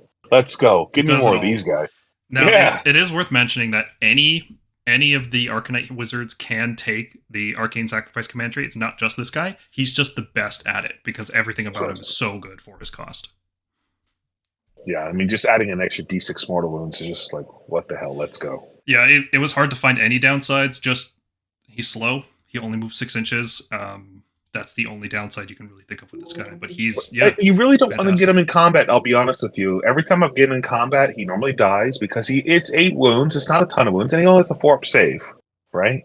You want to keep him as a support piece, but he still can smack if you get too close. Yeah, he's not a demon. He doesn't have like -1 hit, so yeah. Exactly. Yeah. No, I mean the 6-inch move matters, right? If you're trying to do these like long bomb summoning plays that you can do with heroes on discs, he can't do that. Obviously, you need to tunnel master him around to get him onto objectives or get him into useful spots. Like, it is a significant downside to have a slow support unit in this army. Yeah, normally what I would do with him, kind of fun, if I didn't have the Curseling, or if I have the Curseling, which we're about to talk about, and this is something I do with the Curseling also, which is the next War Scroll, is I would teleport him with Tunnel Master, summon a Lord of Change, charge a unit, and then destroy their faction terrain on the 3+. Because a lot of what happens is people move up their armies towards me, because if they don't, they once you take a first turn against a Tzeentch, you're like, holy crap, I just lost 3 wounds from the Sigil. He created a spawn, he did a spell portal, killed my character, he did a D6 mortal wound spell on me and took out another unit. If I don't move up, I'm going to lose the game, because he just summoned a whole turkey on his side and took a cheap unit on objective, and he got 5 points. And once you do that to somebody on turn 1, they're like, crap, I need to move up. And so then on turn 3, when you're summoning your second turkey, you tunnel master one of these 2 characters on their side of the table, you charge their Gits players and destroy their actual family terrain, and now none of their stuff comes back to life, and you have 2 humongous casters on their side of the table that are very strong. Yep. Yeah, he's great for that. And if he dies as a result of that, that's probably fine, because you're probably so far ahead at that point, it's okay. My man, that's right. Curseling, as you mentioned, is the next one. He is a 2-spell Arcanite Wizard, which is nice, because a lot of these other support heroes are 1 spell. So this guy casts as many spells as Lord of Change, which is awesome. He's got half the shooting of a Lord of Change, right? D6 at 3s, run 1. Mm-hmm. He can reroll Unbinding and Dispelling, which when you're trying to dispel your own stuff, that's actually pretty nice, right? Like if you're trying to dispel it in the opponent's turn and then recast it on your turn just to have better angles and better ranges. Yep. His signature spell is called Glean Magic. It casts on a 4 and it has a huge range of 30. You can pick a wizard and learn one of the spells they know with a chance to fail on a 1. That has all sorts of uses, especially because every time he unbinds a spell, he can immediately cast that and then learn one of the spells that wizard knows. And since he rerolls Unbinding, and you'll have at least +1 to that because you'll be near a Lord of Change, this happens more often than you think. Generating fate points, extra fate points just from unbinding spells is cool, because normally you lose fate points if you unbind a spell because you want spells to go off. And yeah, the fact that this Glean Magic is just learning spells, like there's all kinds of fun stuff you can learn. Like the best one I'd say is Celestial Deliverance from Kroak, right? You just learn that, and all of a sudden you're casting it on your turn, and you can cast it 3 times a turn.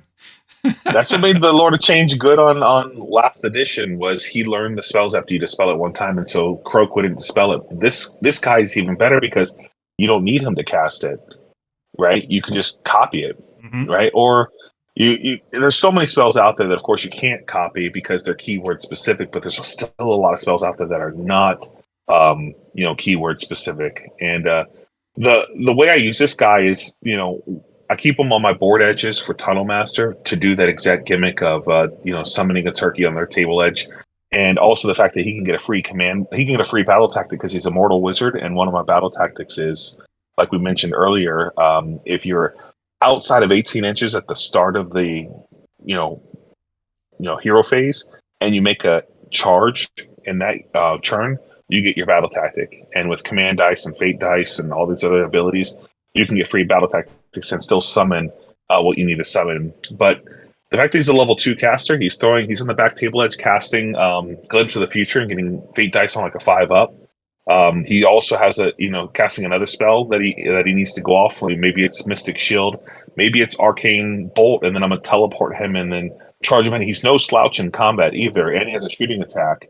And now that he's on your side of the table, holding up a basic chaff unit that has 10 attacks, 4s on 4s, -1 damage. He's able to hold that unit up, do good damage and take it out, but at the same time be on your opponent's side of the table with 2 dispels that you're able to re-roll. He's great. And he's a GC, and he can sit on all those objectives that require you to, like cunning maneuver and things like that. Yeah, this Tunnel Master thing has been so good for Tzeentch, more so than other armies, I'd say. It's phenomenal. Definitely going to be... It's going to be missed when we lose that seasonal rule. And I made my bully picture out of the model with my Curseling. It's more of an inside thing, but I'll put that in awesome the video. Right now, it'll be on the screen right now. People know. It will be.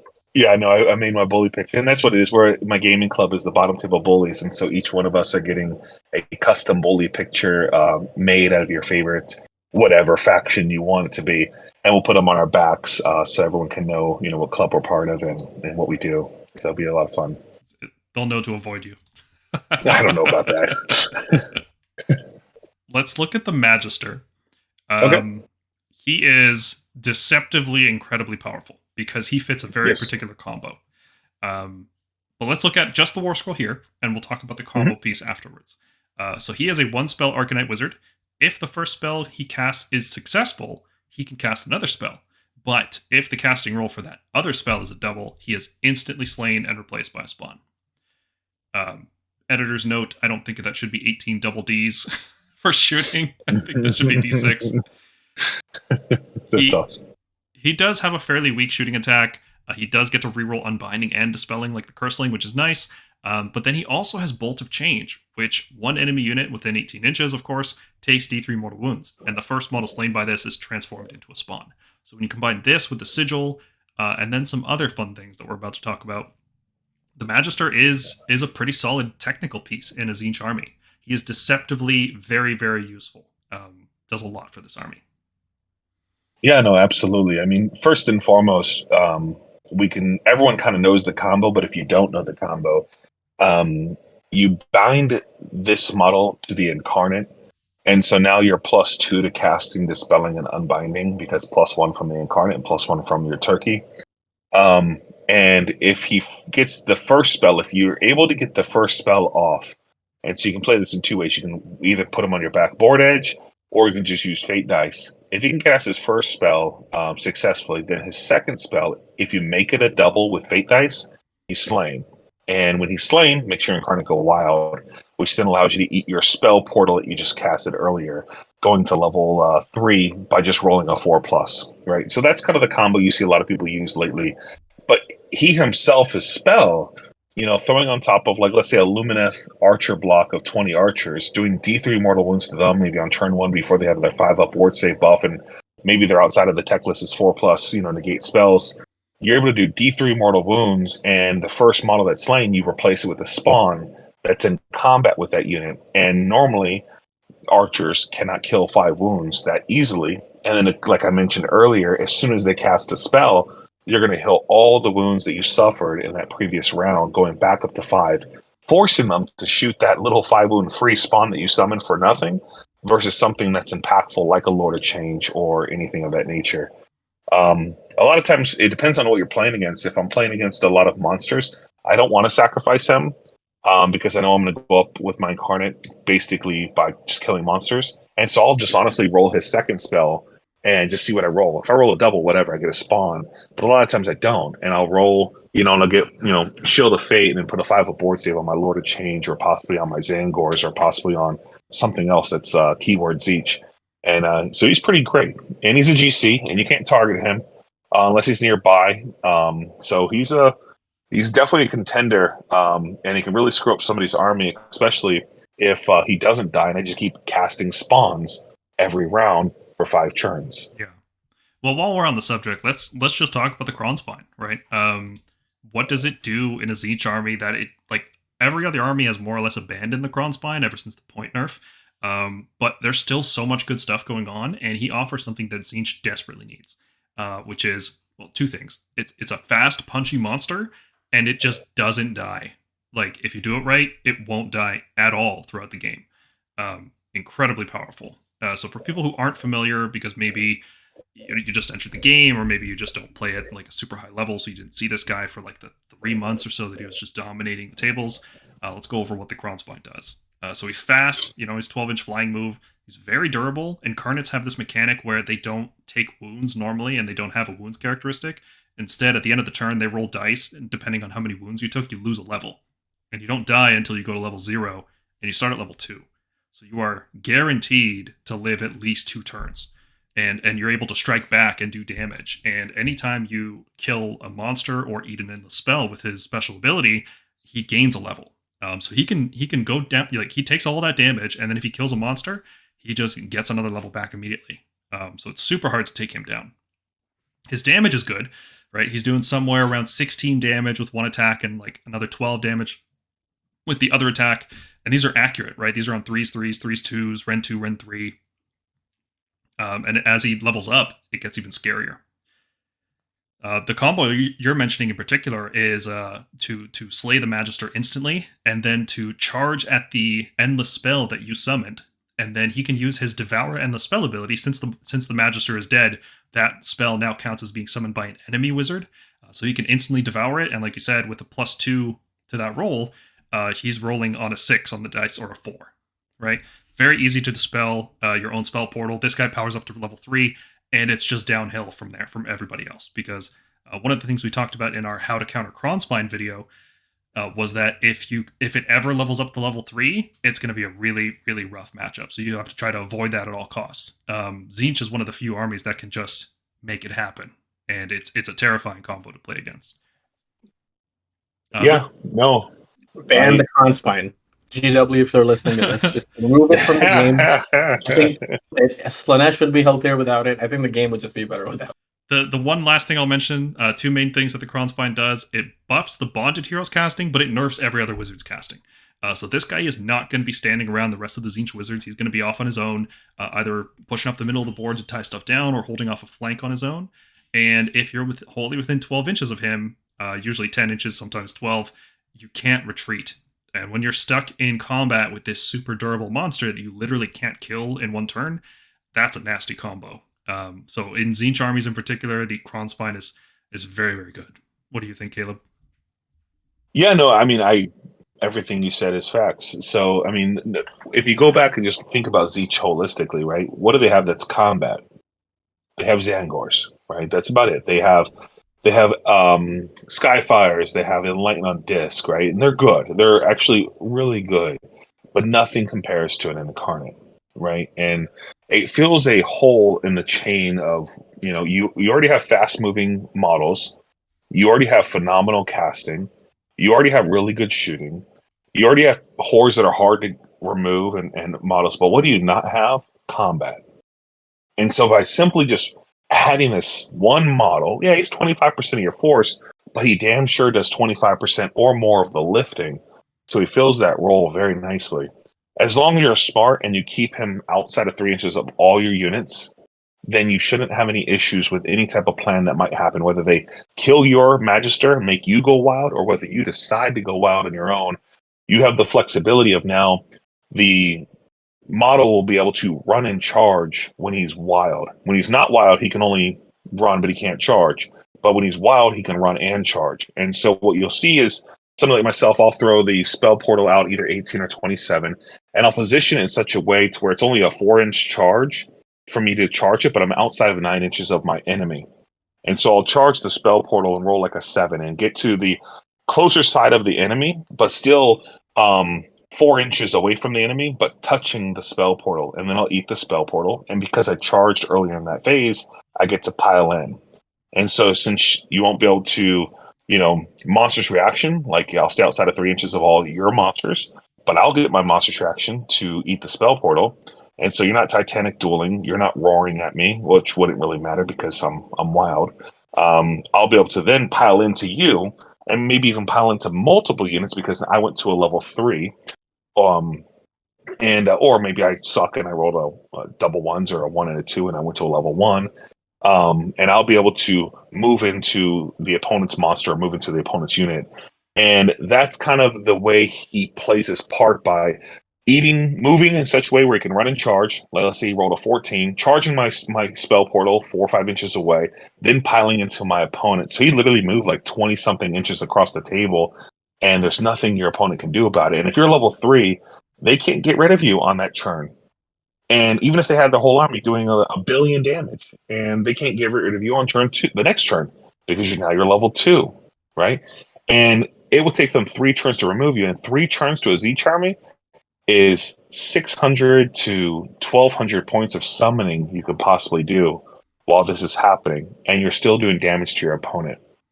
And so this model really takes a lot of the wind out of people's sails when they have to face it. And in terms of staying outside of 10 inches, it's geometry. You just have to make sure your Lord of Change maybe is, he can be within the range of 10, but part of his base will have to be out of 10, so he's not wholly within 10, right? And so it's just a lot of positioning your models around it. But he's a phenomenal piece. He hits, he gets +1 to hitting, so now he'll hit on 2s and wound on 3s on his small attacks. And his big attacks, he'll hit on 2s and he'll wound on 2s on his big attacks. And the Ren 2 or the Ren 3, and then when you start talking about Ren stacking, even just +1 Ren 3 and Ren 4, what models have, better than a 2+ save against Ren 4? And then let's say I throw another Rend on there with Arcane Suggestion, or another Rend on there for change, the Changecaster. Now it's just straight mortal wounds going through. And if you're doing 20+ damage on mortal wounds from one model every turn, like I keep saying, the average wound count for an army is 130. You're chewing through their entire army, and there's nothing they can do about it.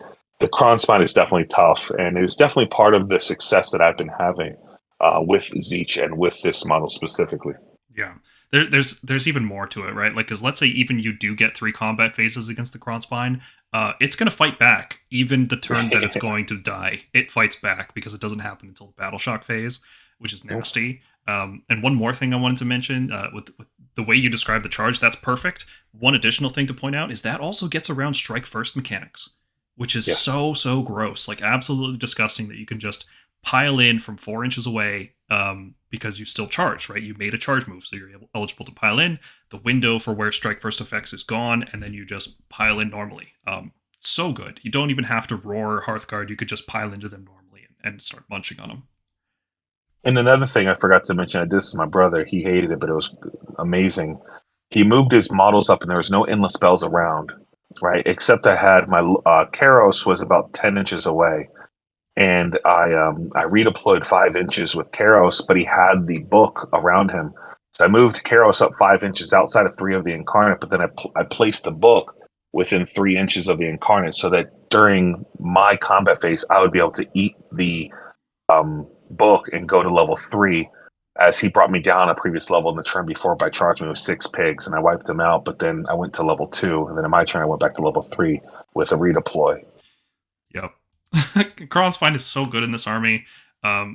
Big note here, we are recording this before the April 2023 Battlescroll, so if anything has changed, maybe they nerfed the Magister combo, maybe they upped the points again. But at the time of recording, the Krondspine is a very serious threat in Tzeentch list. Yes, he is. Let's look at some other units, just so people are familiar with the models. We've talked about horrors already, but basically they're just a big block of 50 wounds, right? 10 pinks turn into 2 blues each, which each turn into a brimstone, which means you have to deal 50 wounds to kill the unit, and if it gets a 5 aboard, that's going to be really hard. If it's reinforced, it's like nearly impossible. Like, we're talking like witch elf level damage is needed to kill these guys, especially if they have Locus of Change.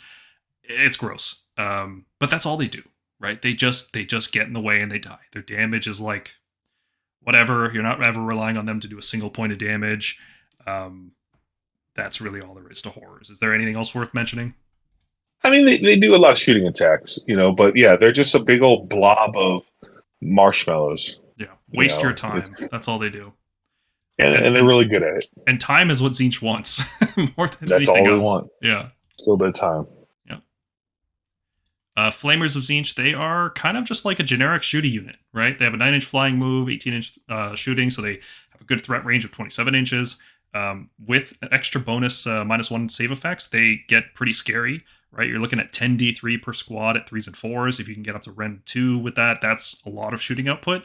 But people aren't really using them that much in their list because they're so fragile, right? They're only 6 wounds on a 4-up save. Like a stiff breeze will wipe out a unit of these guys. So they're usually summoned into play because they can shoot immediately and not get shut off the table and be a waste of points. Yeah, I have nothing really to add to these guys. They're just a little too fragile at this moment in time to take them. They are scary when they shoot, but if somebody hits them back, just like one dragon, one of your 4 dragons from Stormcast come in, they're just gone, and they're just too many points for what they do. But no, I agree. They're good, but fragile. Excellent summoning fodder. Yes. Kairic Acolytes. These are like the liberators of this faction. They're fantastic. Just in terms of all the utility and tactical versatility they have. Nothing they do is like particularly awesome, but the fact that they're a battle line unit that is also a screen, that is also a wizard, which is going to generate you fate points, and also sometimes you just turn them into spawn yourself just to get some more spawn, right? That's awesome. There's numbers here, shooting attacks, whatever. They're not meant to do damage. They're meant to die and generate fate points, and they're very good at that as a battle line unit. Yeah, these are some of my favorite screening units in the entire game. They're cheap. They're only 120 points. When I say cheap, it's more expensive than some others, but the utility you get for 120. These guys have a 5-up armor save, a 6-up after save. They have a decent shooting attack. They hit on 4s, they wound on 3s. Their spell increases the rend by 1. And more importantly, you can stack the rend on the same unit. So if you had 3 units of them, you can stack all the +1 rend on 1 unit and give it +3 to rend. And then when we talk about all the other rend stuff that we've been mentioning over and over again, you can get these guys pretty scary. That's what Joe Cryer uses these guys a lot. But I find these guys not to be strong, like you said, but not to be weak. And it makes your opponent go, crap, if I don't deal with them, then they're going to do 4 to 5 wounds a turn per unit at -1 rend, and that will whittle me down over 5 turns. That's 20 to 25 wounds per unit will whittle you down. And they also have ability where if you cast spells as an enemy, that little bird that the guy's holding will come out and peck you on a 4+, you take a mortal wound. And those little mortal wounds add up so much with what Tzeentch is trying to do against like 5-6 wound heroes. Like sometimes you roll a 4 on the bolt of Tzeentch, and then that little peck is what finishes you off. Yep, I'll throw 1 unit. I'll run them up right next to Nagash, and I'll go cast your spell, cast your 9 spells. And it's just they're good. They're not weak. They're not strong. They're good fodder. And I'll be honest, if they die, which will suck, you lose a little bit of wounds and bodies. Where is the opponent? They're right in front of your army with all your magic and your casting. And so whatever killed these guys at 120 points is normally always more expensive than 120 points. So not only are you summoning, you're winning the game of trade. That's the beauty of screening, right? We talk about this all the time on the podcast. The hammer and anvil tactic is it works in every army, right? Like it's just a solid tactic, and these guys are a great anvil. Not because they're durable, just because they're cheap and they're a screen, and they can unbind too. That's also worth mentioning. Yes, at +1, by the way, which is +2 with your Lord of Change, and the next Arcane +3. Yep, just definitely one model, summon your tokens. One model within 1 inch of an arcane terrain. The whole unit, like with that wide screen, that's a huge amount of space being denied for unbinding. Love it. So, yeah, I mean, they're fragile. They're going to die as soon as anybody targets them. Super slow, 6-inch move. They can't really do much about that. But for what they do, they're awesome. I love them. Tzaangors. What more is there to say besides they can run and charge always, and they hit hard in melee. They're like the only melee unit that hits hard in the book. Like Krondspine, obviously, but that's not in the book. These guys in the Enlightened. And that's it. That's all there is to say. Yeah, these guys remind me of like ghouls on crack, right? Over 50 attacks that are 3s on 3s, no rend, 1 damage with the double hand weapons. Yeah. And then your mutants all have the double hand weapons. That's the way I like to play them, is all the attacks. The reason I like to play like this in this specific army is I already have the mortal wound output to go after those high armor save, all those high, like chosen, like the high attacks, high damage units. But what I don't have a lot of is units that have a lot of low damage, but a lot of high attacks. These guys, these guys fill that that void fan-freaking-tastically. Especially if you're talking about the Ren stacking, in this army. And being able to run and charge, these guys can go 24 inches across the table, guaranteed, if you roll 2 6s on your fate points, which is very common. And all of a sudden you're like, holy crap, I just took 30 damage on turn 1. Mm-hmm. How'd that happen? They're a crazy amount of damage. If you give them bonuses to hit, and is there any way to give them a bonus to wound? I don't know if there is. I think there is. There is someone that gives Holy with a 9+1. But there is. All right, well, that's not going to happen because you're flinging these guys forwards and then they die. But yeah, Triumph. Yep. So yeah, if you give these guys +1/+1 and then like Ren 1, Ren 2, that's a scary amount of damage. That's like Fulminator level damage. And that's only a block of 10. That is not a lot of models. No, and one of the lists I have that doesn't have the Incarnate has 3 of these and 2 cockatrices just to keep everything moving and kicking. I like these guys a lot. A lot of people don't like them, but they're 2 wounds a model. They hit on 3s, they wound on 3s. There's over 50 attacks. Yeah, it takes serious commitment of damage to get these guys off. It's not trivial to kill them like it is with the guys we were just talking about, the Arcanites. Yeah, and not to mention their banner. At the start of the hero phase, you roll a dice for each wizard within 9 inches of the unit. Not wholly within, just within. And then you roll a 4+, and you do a mortal wound to an enemy unit that's within 18 inches of them. And you talk about multiple, heroes in Tzeentch. Like, all right, I have 5 heroes and 1 unit of acolytes. That's 6 wizards, on my side of the table. I have 3 units of these guys. So you're talking 18 wounds. You just did 9 mortal wounds to something that's within 18 of these guys. Yep. Not to mention all of your casters' mortal wounds that you're about to unleash as well. And then the volume of attack that these bad boys put out is just a chef's kiss. Yeah. The downside, of course, the crippling downside is that they have a maximum threat range of 24. And it's actually pretty easy to stay out of that. Easier, certainly, than 27. But if you're just like 24.1, well, this unit does nothing that turn at all. Yeah. And I've played so many people that do that. They play kind of cagey, and I'm just like, do you realize, like, I just summoned 400 points with a turkey, and you're 24 inches away from me? Well, you need a follow-up plan if you're going to deploy that far back. It's not just inherently good to do it. Stay back away from me. Okay, I'll summon these objectives. Your go. Yeah. Like, it's fine to do that if you're Iron Jaws and you can just cross the table turn 1. It's fine if you're Stormcast and you have like Dispel Scrolls and Long Strikes.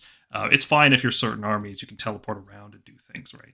But like, in general, like if you're that far away and you don't have a follow-up plan, you're just like, haha, I avoided damage, and now I die. I guess I didn't hold enough objectives. I get that. Looking at some miscellaneous units that you'll see, we've talked about Chaos Spawn a lot. They pretty much just suck and die, but that sucking and dying is perfect. It buys you time. That's all you need. And sometimes they just heal up as they're taking damage from like Lumineth Sentinels trying to punch their way out of them. You don't bring them in the base army. They're always summoned into play. They are just not worth paying points for, but you're going to see a lot of them throughout the game. Their damage is not that scary. They're pretty fragile, but they are a waste of your time. So you're going to fight a lot of them. Untamed Beast, baby. Yeah. Looking at some allies and coalition, Untamed Beasts are fantastic. They're a disposable screen, 80 points. Battle line. Actually, I don't think coalition can be battle line. I think there's actually an errata about that. No, they cannot be battle line. But these Untamed Beasts are going to fill a lot of roles. Yeah, well, they have the battle line role for the purposes of like key to victory, so your champions can't be shot, but they don't count towards the battle line in your list, right? So you, but their best thing is that they can move 6 inches after deployment, which is an awesome ability because a lot of times objectives are just outside of your range to deploy into. So this allows you to automatically control objectives if your opponent wants to go first and just have like a really light turn and just control 1, control more. With a minimal movement, well, these guys are going to say, no, you're coming to me. You are going to contest my objectives, otherwise you're not max scoring. And that is really, really powerful when you're playing an army that has to have things within 18 inches at the start of the turn. Yep, and a lot of the strong armies that are happening right now is, Iron Jaws, and if these guys can move 6 inches before the game starts and you go first, then you can run them another 6 plus the regular 6, so now you're within 12 inches of their, Iron Jaws, and now they can't do their gimmicky 9-inch move with everything. It effectively forces Iron Jaws to take the first turn if they have the choice, and then open themselves up to a double. Yeah, well, if Iron Jaws move up, all they're killing is 2 units of Untamed Beast on your side. However, what I do is I use my Sigil to kill my own Untamed Beast, and then put a Spawn of Chaos behind the Untamed Beast, 2.1 inches away, so that their big Ghur hackers cannot target them, and then they're still stuck in combat, so they can't do a redeploy backwards 9 inches to stay out of range of my 18-inch spells. They have to stay within 3 and pile into them. Well, they do get to smash and bash, so they will get to pile in. Yeah, and fight. If they have 2 units that moved up. Yeah, and that's definitely a possible outcome if they brought 2 units up. Yeah. Next one that's Mergog, it's your favorite unit in the game, the Cockatrice. 12-inch fast flying move. The damage it does is like whatever, it doesn't matter. What you care about with this thing is that at the start of the combat phase, it picks an enemy unit within 6 inches, and on a 4+, the game is over. It's just not really. I think like the effect is fine. I don't think it should exist on a 105-point body. It should probably be 160 points for this thing. Yeah. So what the effect is on a 4+, the unit takes D3 mortal wounds, and then only unmodified hit rolls of 6 will hit in that following combat phase. That's a disgustingly good ability. Basically nuking everybody's accuracy down to like nothing. God, it's so strong. It's so random. I think it's the worst thing ever. It's stupid. I really hate this. I love it. It's amazing. Because I can add it to my Tzeentch army and be like, that's a Tzeentch Cockatrice. Let's go. It sure is. And it's like a super high quality model too. So it's great to see it on the table in every Chaos army forever. You do a bubble wrap. You take two of them. You put bubble wraps around Tzaangors, and you just move it up the table and go, I dare you to charge me. Yeah. Great. Just a lot of fun. As soon as I saw the War Scroll, I bought 2 from GW right away. Before they sold out. They know how to get I was like, oh, they know how to get their money from Kaleb. They got me. Be'lakor, he is a 2-spell wizard, and he has a -1 to wound spell, which is okay. Mm-hmm. He's a fast-flying monster, like a Lord of Change, which is okay. His damage isn't great. He's okay to kill. He's 4-up ethereal, so like he'll probably die to focus fire. But the reason you'll ever see him in a list is because of his once per battle Darkmaster ability, which we've definitely talked about a lot on the podcast. But basically, you pick an enemy unit at the start of their hero phase, and until your hero phase, every time that unit tries to do something in every phase on a 3+, it just can't do it. So I want to move. No, you can't do it. I want to cast spells. No, you can't do it. I want to charge. No. I want to attack. No. Just no. It disables a unit, which is really, really good in an army like Tzeentch, which wants to disable things. And this one doesn't require having a hero phase, right? That's the important thing about it, is that this activates in your opponent's turn, and it's a powerful reactive defensive ability, which is something Tzeentch is really lacking right now. Yep. I call this my wife model, just a big no. Yep. Now, the question I have for you, the -1 to wound, and this is just me not, there's not a lot of minuses to wound. There's always a lot of minuses to hit. I know minuses to hit and pluses to your all-out save. You can never be more than 1. Mm-hmm. Wound, is wound the same way? Yeah, I don't see a lot of negatives of wound. I'm just like, I just don't see it. I know I have 2 spells that can do this and the other one, but I just never see it a lot where it's... Yeah, it's limited the same way. The only thing that isn't limited is like saves, I think. Saves and casts. Gotcha. Okay. Oh, and bravery. I guess you could have like a billion minuses to bravery. Doesn't matter. Yeah. So he's okay. Be'lakor probably won't make the cut right now as long as Krondspine is around. Because it's just too many points. But if they do change Krondspine, well, get ready for a whole new wave of Tzeentch control with Be'lakor in those lists. Yep. Just whenever they change stuff. Right in there. I mean, the 120 points you get extra, you could just slot in a Cockatrice and Be'lakor. Just have fun. Yeah. See, that Cockatrice, you're teasing me. Let's do it. Yeah. And they're coalition, too. They're not allies, so fun. Be'lakor is not. Oh, yeah, you're right. He is an ally, because he does not have Mark of Chaos or Tzeentch. He is undivided. But, yeah, Cockatrice definitely is a coalition. Yes, he is. Gaunt Summoner. So we talked a little bit about the Gaunt Summoner. His main gimmick is he can put units in reserve, which is surprisingly a very rare ability in 3rd edition. They've pretty much removed it across the board from every book that used to be able to do it. Sylvaneth can't do it. Slaanesh can't do it. It's pretty rare. So being able to put any Tzeentch unit in reserve and then drop them into play around him is very good, especially because you can Tunnel Master up and then drop in, 30 pink horrors like we talked about. And then in Host Duplicitous, your opponent can't retreat from that, and they also are not going to kill that. So, yeah, that's oppressive as hell. But if he is slain, then so is the reserve unit. He has to be able to survive a turn, and that's just too risky for like tournament play. So people don't really take that risk. I feel like it's not as risky as people think right now because, like we mentioned, the only people taking sharpshooters is Stormcast, and even, So other as long than as that, you can be a 2-drop, then you're safe. But if you try to go more than 2, you're not safe.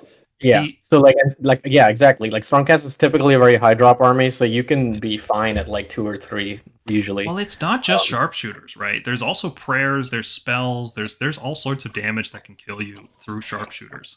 I mean, it's sure, but spells is something you don't necessarily worry about because you have some of the best unbinding in the game, not with Destiny dice and a typical Lord of Change or Kairos.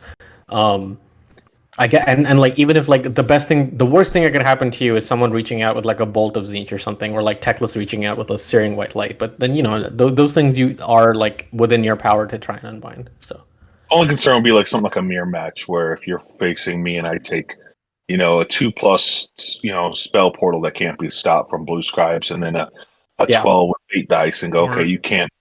You're about to take 6 more wounds. There's other things you could be doing for sure, but it's just not as risky. When I first saw this, I'm no one's going to take this because it's so risky because sharpshooter is going to be everywhere, but really only Stormcast is taking sharpshooter, so who cares? You're right that it's not as risky as it seems, but I do want to say that there are a lot of ways to get around it even without sharpshooters. Seraphon can just meteor you to death from out of your own binding range. Stormcast can just drop meteors on you until you're dead with the Night Vexillor or Celestin Prime. There's ways to get around sharpshooters, and just because of that, he doesn't really see a lot of play right now.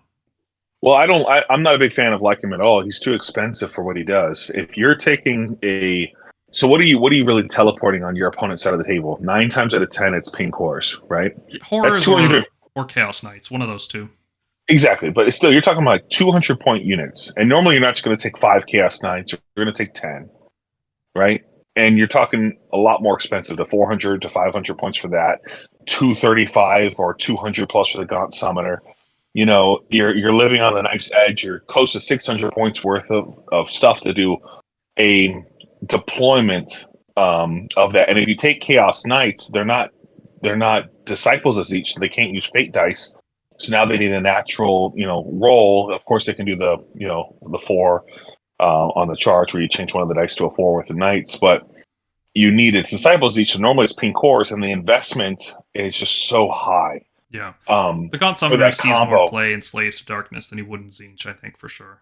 True. Yeah, just for the movement. I would agree with more Slaves, but not Tzeentch. But I've seen people take them. I'm just, I never see them on the top echelon of tables because there's just too much of an investment for that gimmick. Mm-hmm. And the risk is there.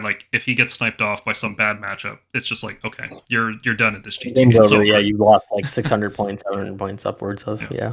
Yep. The last unit that I put on this list, but maybe not the last unit worth talking about, is the Tzaangor Enlightened. I like them just because they are a punchy 3-model unit, and they got this cool ability that disables commands if you're within 3 inches of them. They're cheap. They're the cheapest model. How many wounds do you get for 3 models? 12, right? I think they're 3 wounds apiece, 4 on the disc. No, so 9. Yeah, you get 9. 10 points a model. What other models that cheap in this book? Yeah, it's efficient. It fills slots in lists. It's a unit that can just go independently, do things on its own. It can just hold an objective. It can deny space. I love disposable units like this. Try to fit as many as I can into my lists. Mm-hmm. Very good.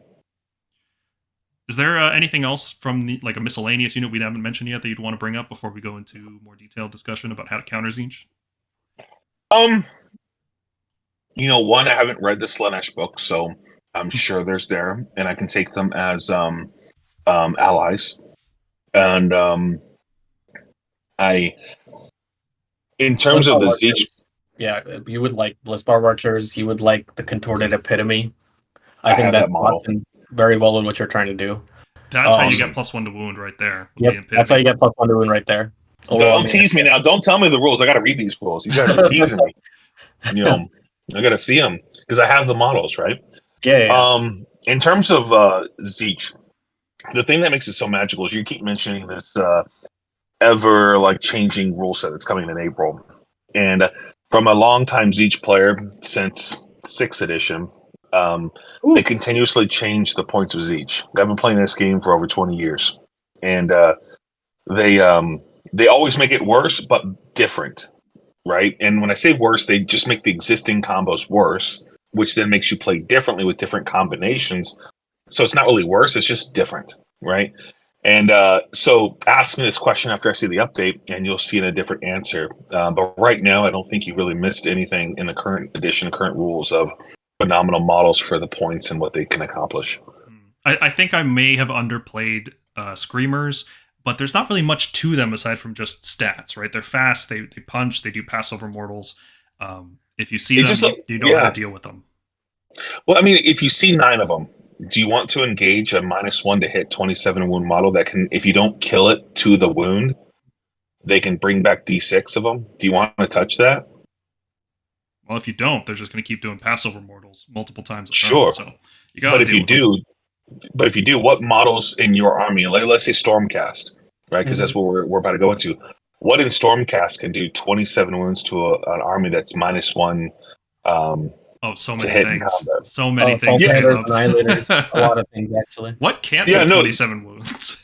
You'd be surprised because I've seen a lot of they'll fail by like 6 wounds, and you're like, I got 2 screamers left. I've seen it so many times. I totally agree with you. It's just not a problem for Stormcast. We are the damage faction. we do the damage. It depends. They'll just have to dedicate shooting and melee to it. Like it's not something like you'll just commit like 2 fulminators and be like, all right, this is my thing. This is what I'm doing. You're probably going to go crossbow 1-2 punch them. And so what you're speaking about is what I see a lot is you'll have to dedicate all of your shooting and all of your combat to a unit to kill it. Not all, but enough, a significant portion. Enough, yeah. So where you're not hitting all the other stuff. I mean, I find the Screamers, I have 9 of them. I don't play them that often, but if they change a lot of my rules, you might see them come out. But I do know that I played with them enough to know that they're quite scary because they can hit you hard, they can slash you back, and once you've taken 9 mortal wounds, especially if I fly over your what do they call them? The little 6-wound shooter guys. My buddy Lincoln plays the long strikes. Yeah, the long strikes. They're dead in one flyover. Oh yeah. They'll never let you get to them. Ideally, right? Like that's what a good Stormcast player will do. But yeah, Screamers are good. Next time I get to them, I'm gonna send you a text message like I got to them. Just send me a picture of them like leaned over in bed. Screamers next got him in one turn. What a bully. Yeah, double turns happen, right? Age of Sigmar, anything can happen. Oh, absolutely. All right. Looking at the last couple neutral endless spells, we talked about the spell portal a lot, right? But the quick versions of the spell portal, it casts on a 5, so easy to set up, but also easy to dispel, right? You can just get rid of it during the Tzeentch player's turn, at the start of their turn, and then they can't recast at that turn. So that gets rid of one of their only sources of getting bonus range on spells. It's the spell portal and the command trait usually on the Ogroid. The spell portal effectively adds 18 inches plus an additional maybe 1.5 inches for the width of the base. So let's say about 20 inches from the wizard. So if you're really worried about a very particular spell, let's say the Lord of Change is in a very particular spot, and you say, well, I can add basically 20 inches to the range of a spell. You're not avoiding that spell. That's the short version of it, right? Line of sight doesn't even help because the spell portal changes the line of sight. So watch out for this one if you're really worried about a particular spell. If you get rid of the spell portal, well, then they can't cast that spell on you. And here's an important part that a lot of people don't know, and this is what I do a lot with Purple Sun. I'll cast Purple Sun next to my stuff, and the way the spell portals work now is it's in addition to one spell successfully going through the portal, you can also have an endless spell that is a predatory spell, start within 6 and then teleport to the other side and be set up within 6 inches.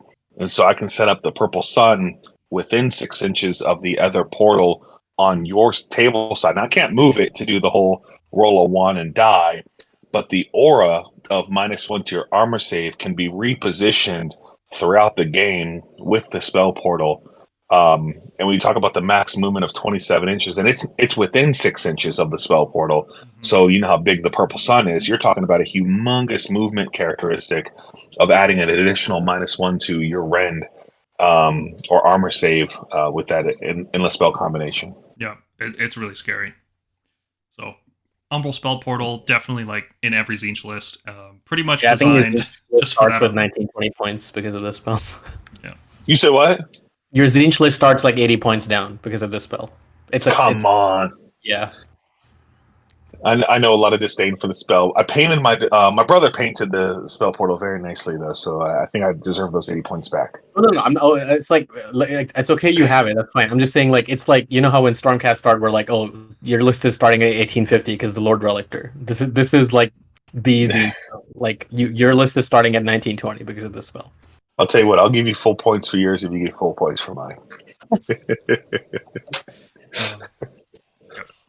The Ravanax Gnashing Jaws are a pretty awesome spell this season. Yes.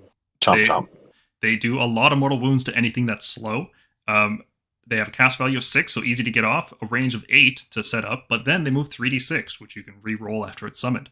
After you move, you pick a unit you passed over, or a unit within 1 inch, which is actually pretty big, because a lot of endless spells now require passing over. This one can still pick a unit within 1 inch. And then on a 2+, you deal mortal wounds equal to the difference in whatever you rolled and the move characteristic. So if you're targeting something like Stormcast with 5-inch move and you rolled like an 11 or 12, well, you're going to do a lot of mortal wounds to that unit. And if that happened to be a hero unit, it's probably dead.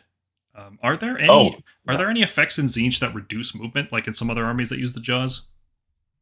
I mean, I take shards sometimes to subtract it in half, and then you can't retreat or fly away against the Incarnate because some things can teleport. I think the Lord of Relictor, he teleports on a 2+, if I'm not mistaken, right? Yeah, 2 up with a reroll.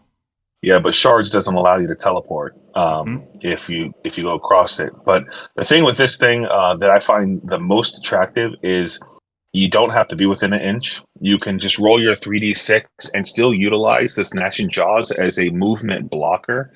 So if you roll like a 12 and your unit you're trying to attack is only 5 inches away, and their movement is, let's say, 7 inches, I can move over them and then back myself off to where they can't finish their move within 7 inches without being on top of me, pushing them back 2 inches, making their movement actually 5 inches instead of 7.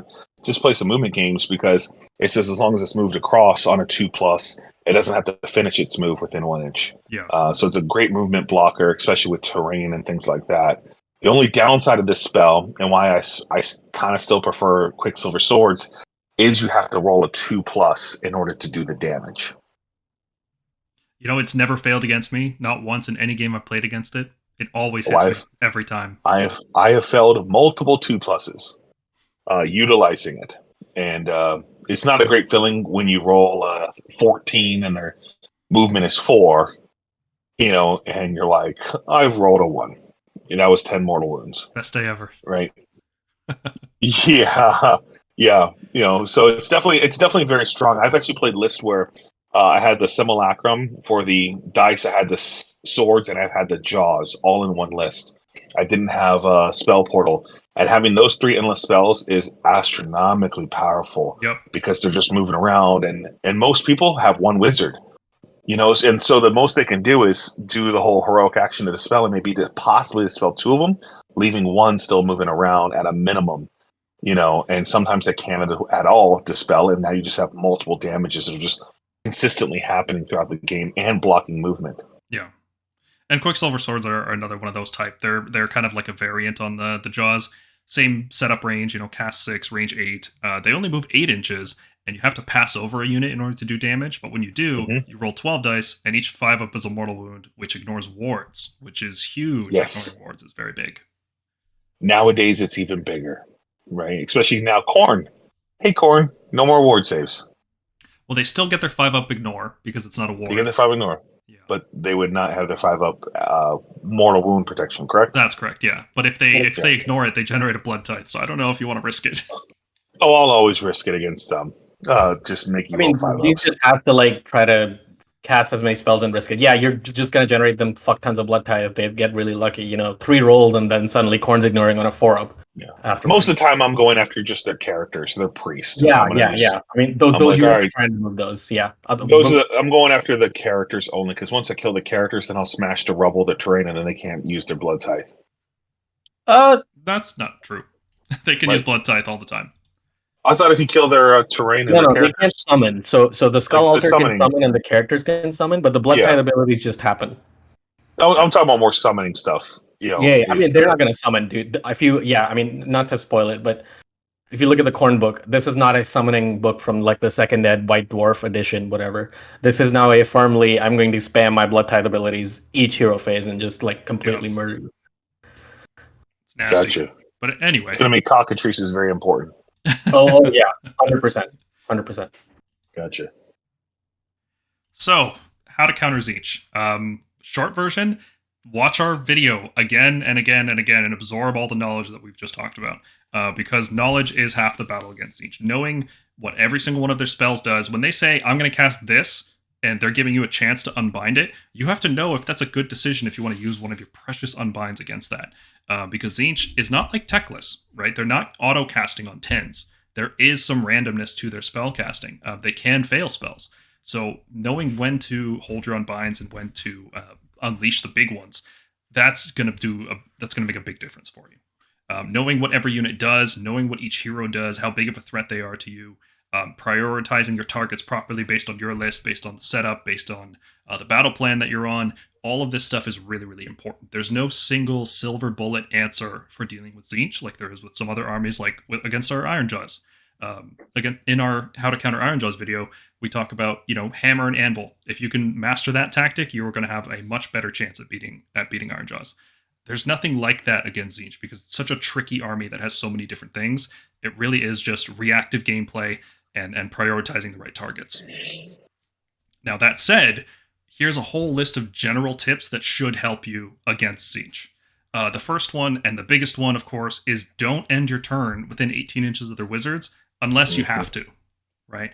Because that's the death range. If you're within 18 inches, that unit will die.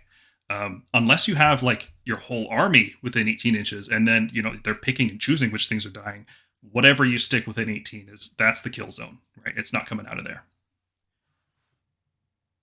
Yeah, man, I 100% agree with that 18-inch. When I had to play the mirror match against Joe Cryer, I put a whole bunch of sticks down, and especially in the team tournament, I did in the team tournament when I had to play Tzeentch too. I just put sticks down, and I said, okay, hey, where's your 18-inch mark? I'm going to put a stick down. Don't cross that line. Okay, 18-inch stick, put that down. Don't cross that line, to where I was able to get within 18 inches of his units, but stay 18 inches away from his characters. So I was able to do damage to him, but he was not able to do damage to me effectively. And so that was the name of the game. Yeah, there are going to be some effects that'll reach past that 18 inches. Spell Portal and the Arcane Sacrifice, and maybe the start of game endless spells that come out. But generally, 18 inches throughout the game is the magic number. You can avoid the initial spells. Like I said, if you deploy more than 27 away, you can't be hit by the Sigil or the Simulacrum. But that's tough to do while also maintaining board position, especially with the battle plans we have this season. There are some really, really tight deployments going on, so it can be difficult to avoid everything. But reducing the amount of damage you take is a big deal. Because if Tzeentch can only do 2d6, well, 2d6 sometimes is like 3 or 4 damage, and that's not enough to kill you, right? They want a critical mass of spells to get around the inherent randomness of how much damage they're doing. Correct.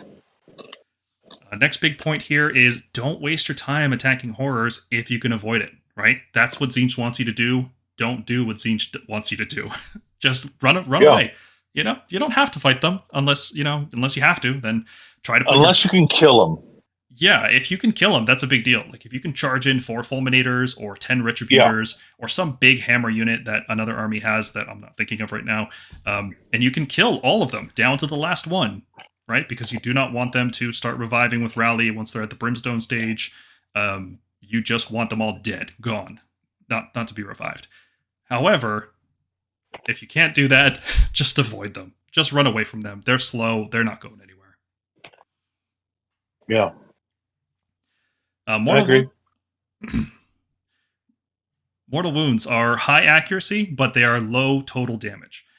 We had made a whole video about this. Stormkeep number 19, Mortal Wounds 101, kind of explains the concept of Mortal Wounds, where they are very strong against units that have a low wound to point ratio, like heroes and monsters, right? Like a 600 point Maw Crusher is only like 17 wounds, I think. These numbers are whatever. But my point is that's a lot of points for not a lot of wounds. Whereas think about how many wounds are in a unit of 60 zombies and how many points that costs. Doing, 3d6 mortal wounds to a Maw Crusher could kill it, but doing 3d6 mortal wounds to zombies is like, they don't care. They're just going to revive them back, right? Tickle. Yeah. Mortal wounds are also weaker against units with high effective health. So if you, for example, just have a lot of wounds, like a big blob of zombies, or you have a 4-up ward, like if you're fighting a double reinforced unit of Hearthguard, they have a 4-up ward on top of 2 wounds apiece, so that's 30 wounds with a 4-up ward, which is effectively 60 wounds. Like, Tzeentch is going to bounce off that, especially when you add in a 4-up spell ignore from the banner. So things like that are very, very useful. On the flip side, if you're running a list like Annihilana Grande, which has a bunch of Annihilators and Long Strikes and Aether Wings, D3 Mortal Wounds even is crippling to that army. You need to be very, very precise with your movements and your positioning and try to avoid damage the best you can. Units Nothing to add. Continue.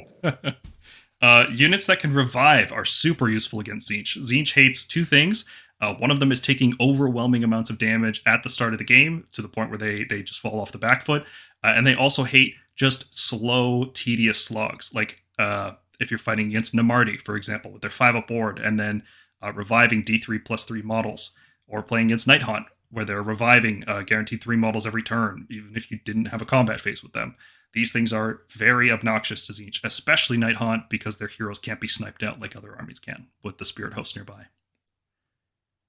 And that's the next point here, is that bodyguard units, right? What Tzeentch wants to do is snipe all your heroes, and bodyguard units that are effectively just adding wounds to heroes makes that more difficult.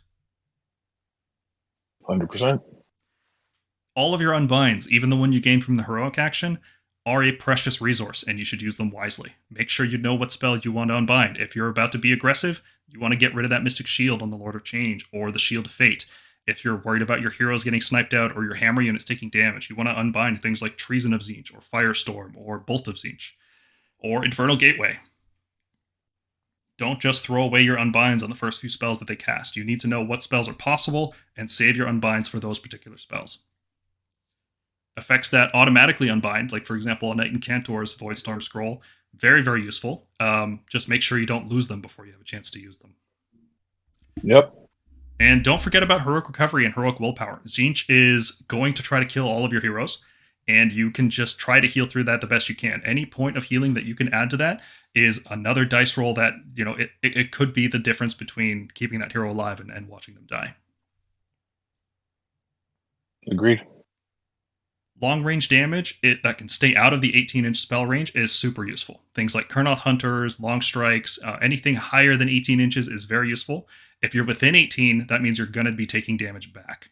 It is possible to be at exactly 18 inches away and shoot things like the Kairic Acolytes, and then be out of range of all the 18-inch wound spells. So keep that in mind. Yep. Guild of Summoners, in particular, is worth mentioning specifically because they can only summon within 9 inches of Arcanite heroes. So like we said before when we were talking about subfactions, if you snipe all the Arcanite heroes, which are the Magister, the Curseling, and the Ogroid Thaumaturge, if those 3 are gone, there ain't no chickens coming down. Nope. And you don't have to necessarily destroy them. If you fully surround them, there is no space left for them to put a Lord of Change down, right? So maybe one strategy could be just overwhelm them with bodies, destroy all of their hammer, like their wizards that have damaging spells, and then all that's left is a bunch of supporting wizards. So knowing which spells are on which hero is super important. Agree. In terms of high priority targets, from the perspective of a Stormcast player, I'd say the Magister is I wouldn't try to destroy him because that would be feeding the Krondspine, but I would try to dispel his ability, because if you can get rid of his first spell, he can't cast a second one and kill himself and make the Krondspine go wild. So that drastically reduces the threat range of the Krondspine to the point that you can actually deal with it reliably on turn 1. In terms of killing, as a Stormcast player, it's kind of a toss-up between the Lord of Change or the Ogroid. Whichever one doesn't have Finest Hour, that's pretty much the one that I'm going to target. Not a bad move. Yeah. The Blue Scribes are also an important one to destroy because they can cast any spell in the book, guaranteed, and it can't be unbound. So if I'm sitting there with a Knight Incantor, we're really worried about one particular spell, and then you can just cast that spell anyway. That's a big problem for me. So that's another high priority target. How about you, Morgonk? What would you say your top top targets would be. I think this is pretty much it. I know, there's a lot of analysis paralysis when talking about what to target against Tzeentch, is because let's say you do forward deploy your Knight Incanter, they can, because the Ogroid Thaumaturge has that 27-inch spell, he can try and kill the Knight Incanter, especially if they have an Arcane Tome on him. So if you were hoping to maybe just avoid the Umbral Spell Portal with the Knight Incanter, just auto unbind that, and then maybe use auto unbind the Magister's first spell. It presents a lot of opportunities for them to still be able to kill you. The good news is if you can if you can take first turn, if the Tzeentch player makes the mistake of giving you the first turn, you would probably snipe the Thaumaturge.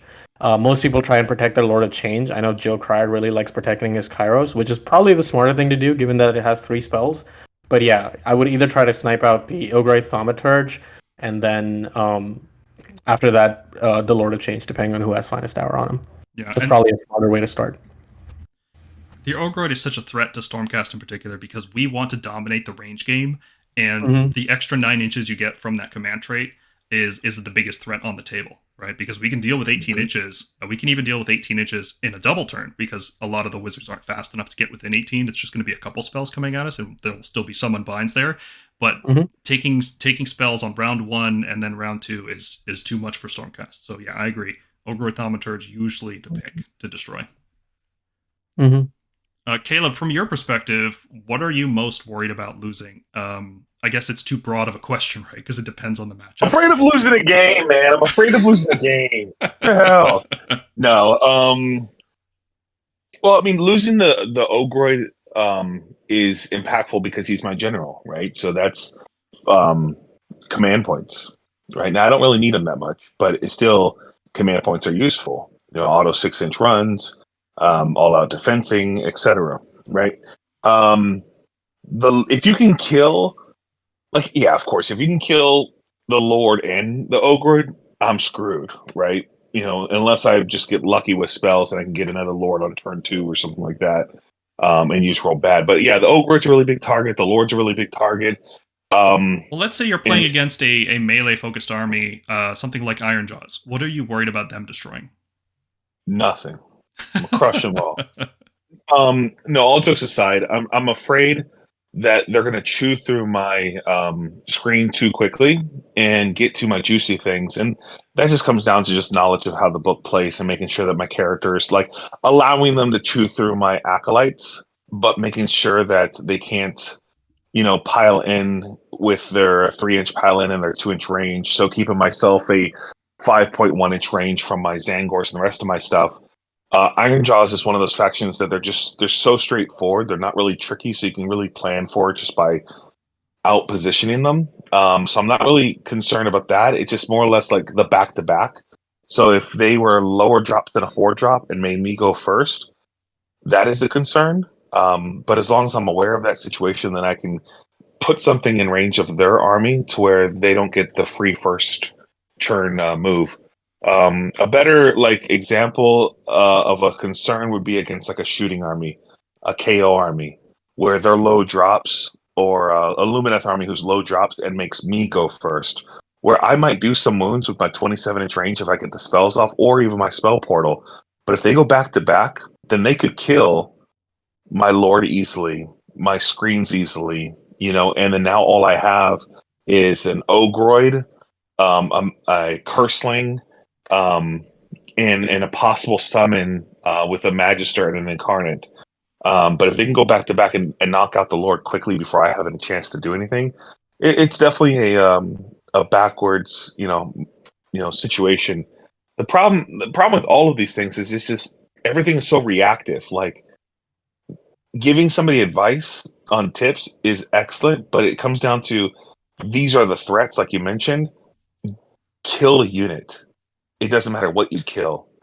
Yeah, Tzeentch, everything's getting so expensive in Tzeentch that no matter what you kill, it's really going to disrupt their plan. Correct. If you get rid of the screens, everything's vulnerable now. Correct. There's nowhere to summon if you're fully surrounded, right? Correct. Don't try to split your attacks. Kill a unit. Yeah. Kill it to its wound. Don't let it revive. Wipe it out. Correct. And that's the biggest advice I can give to... Well, honestly, the way I play also, I kill a unit. Right? I mathematically go, okay, on average, I should kill it with this one unit. or half of this one unit. Let me use the full unit, even though it's way overkill, and just to get rid of the unit. And I'm definitely a big component of just one unit at a time. But the Ogroid's a big one to get rid of. The Magister, I'm going to want to kill myself, so I'm going to help you out. The Lord of Change is a big one that you want to kill. And then the Curseling, he's only 5 wounds. So if you can get like a lucky, D6 mortal wounds with maybe like a Beast of Chaos on the board edge, hell yeah, target him, get rid of Tunnel Master, get rid of some, redeploys and things of that nature, and get rid of 2 spells. If you can get rid of my Acolytes past 9 wounds to where they're no longer a wizard on turn 1, maybe split fire a little bit just to drop the wizard count to where it's 2 spells are gone there, and maybe you're able to kill a Lord, so you just got rid of 4 spells. Now I can't get a Lord on turn 1. I have to wait till turn 2. But maybe you made me go first or something like that, to where I barely missed it. I don't know. There's so many like caveats to all this, but just you've heard of what we've talked about. The combos, there's the Ogres, the Lords are the biggest threats in terms of casting. Combat, the biggest threat's the Incarnate. Can you tie it up, right? Tzaangors, they can move 24 inches and they do a bunch of lower end attacks. So maybe having a 2-up armor save. What are they called from Stormcast? Predators?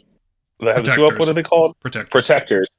Having the Tzaangors going against Protectors with all-out defense, now you're at a 1-up, even with a -1 Rend Purple Sun, you're still not worried, right? And so it's just about matching the right rock, paper, scissors against Tzeentch's rock, paper, scissors, and then don't give me free wounds. Don't give me free models to kill. Don't send a 400-point unit to kill a 120-point unit, and then it's my turn the next turn, and it's my turn the next turn, right? Yeah, you got to force the Tzeentch player to use their resources, right? Don't give them freebies. Correct. Don't give them like easy decisions. Force them into decisions where everything's a gamble, because their army is very random, right? Everything is D3, D6, roll 9 dice on this number, do this, right? There's a lot of variance, and the more options they have, the worse it is for you. Correct. So put them in a situation where they have to overcommit damage, they have to overkill things, they have to waste their resources, limit their ability to move, limit their ability to teleport around, limit their range, and all of a sudden Tzeentch starts to just fall apart. It definitely feels like a snowball-y type army. Like when you get a good start with Tzeentch and you get that chicken out on turn 1 and you kill a bunch of heroes, it's like you're coasting to a victory. But when you're on the back foot, it feels pretty rough because the damage is not it's not there to chew through these heavy infantry blocks that you're seeing. The scariest part with my list is the Incarnate's 4+ destroy a endless spell. That is the most like, do I win this game? 4+? Oh, I do. Kind of thought process, because Incarnates are hard to get rid of at a level 3, but I am interested in seeing what they're going to do, if do anything at all. Yeah, we'll see. This video might come out after the Battlescroll, by the time we edit and everything, so we'll see. To round out our video, we're going to talk about some good Stormcast units that you can use in your army, since we are the Stormkeep after all. I feel like we have to specifically mention Stormcast on here, or people would have riots in the streets. So let's talk about some good melee units first. I've put together a short list here. If you guys feel like there's anything I omitted, we can add it on afterwards. The first one I think is worth mentioning are Vanquishers. They're a cheap, reliable screen. 4-up save is, not super relevant in this matchup, where most of the damage is going to be coming from super high rend or mortal wounds. So having the cheapest possible screen is always useful. Vanquishers, like any Redeemer unit, can be revived with the Call for Aid holy command. So even after they get melted, you can just revive them back and have another 5 bodies in the way and control objectives and things like that. In addition, Vanquishers are surprisingly good damage against Archonites and Horrors. Whenever you're fighting a unit with 10 or more models, Vanquishers get bonus attacks, and they go up to a total of 21 damage on 3s, Rend 1 for just a squad of 5, which is pretty good. Yeah, they're actually really decent. It can help to hold off a unit. Horrors don't do the most damage, and Vanquishers can actually start cutting them down. They kind of just stay neutral. I think my favorite unit, though, into Tzeentch, definitely Stormdrake Guard. It turns out that a 4-up spell ignore, which is just exactly what you need in an army that really focuses on the spell ignore. Even if they bring the Incarnate and you've got that to deal with, you usually want to put something else into that, like a Chariot, for example. Really good at holding an Incarnate and can take that off, but we can talk about that in a sec. So Stormdrake Guard, the breath attack mortals are going to be really good. The army doesn't have the most wards. It's going to help your damage output. And especially after the season key to victory, you're going to really want to get rid of the heroes with that breath attack. The save stacking on Stormdrake Guard is tough for them to deal with because again, the spell ignore is going to be cutting down on their damage input into you coming in, and they're just a really good unit for that. They do pretty all right. Like volume of damage. It's not the most damage in the world. They're not fulminators by any means. But they are able to grind out, counting as 5 with the monster keyword. It helps them to even out the matchup just a little bit, and come out net positive. Like Stormdrake Guard aren't going to overrun Tzeentch every time, especially when having to deal with an Incarnate, but it is going to do a really, really good job. The fly keyword, especially being able to go over their screens and take out heroes sometimes is very good, or piling past. If you haven't hit a screen of horrors yet, you can use that long base to pile past and hit a hero, and that can really catch him off guard. Yeah, Stormdrake are fantastic. Mm-hmm. The cool thing with the dragons, though, is you can take them in that one family where they can't be stomped, and so you always have a 2+ armor save, and then with spells, maybe a 1+ armor save on those guys, which is very, very cool. I have a whole Stormcast army myself that I'm working on a Halloween theme for those guys with all the LED lights and stuff like that. Just having fun with them. Awesome. Yeah, if Krondspine gets nerfed, I think Stormdrake Guard come back in a big way.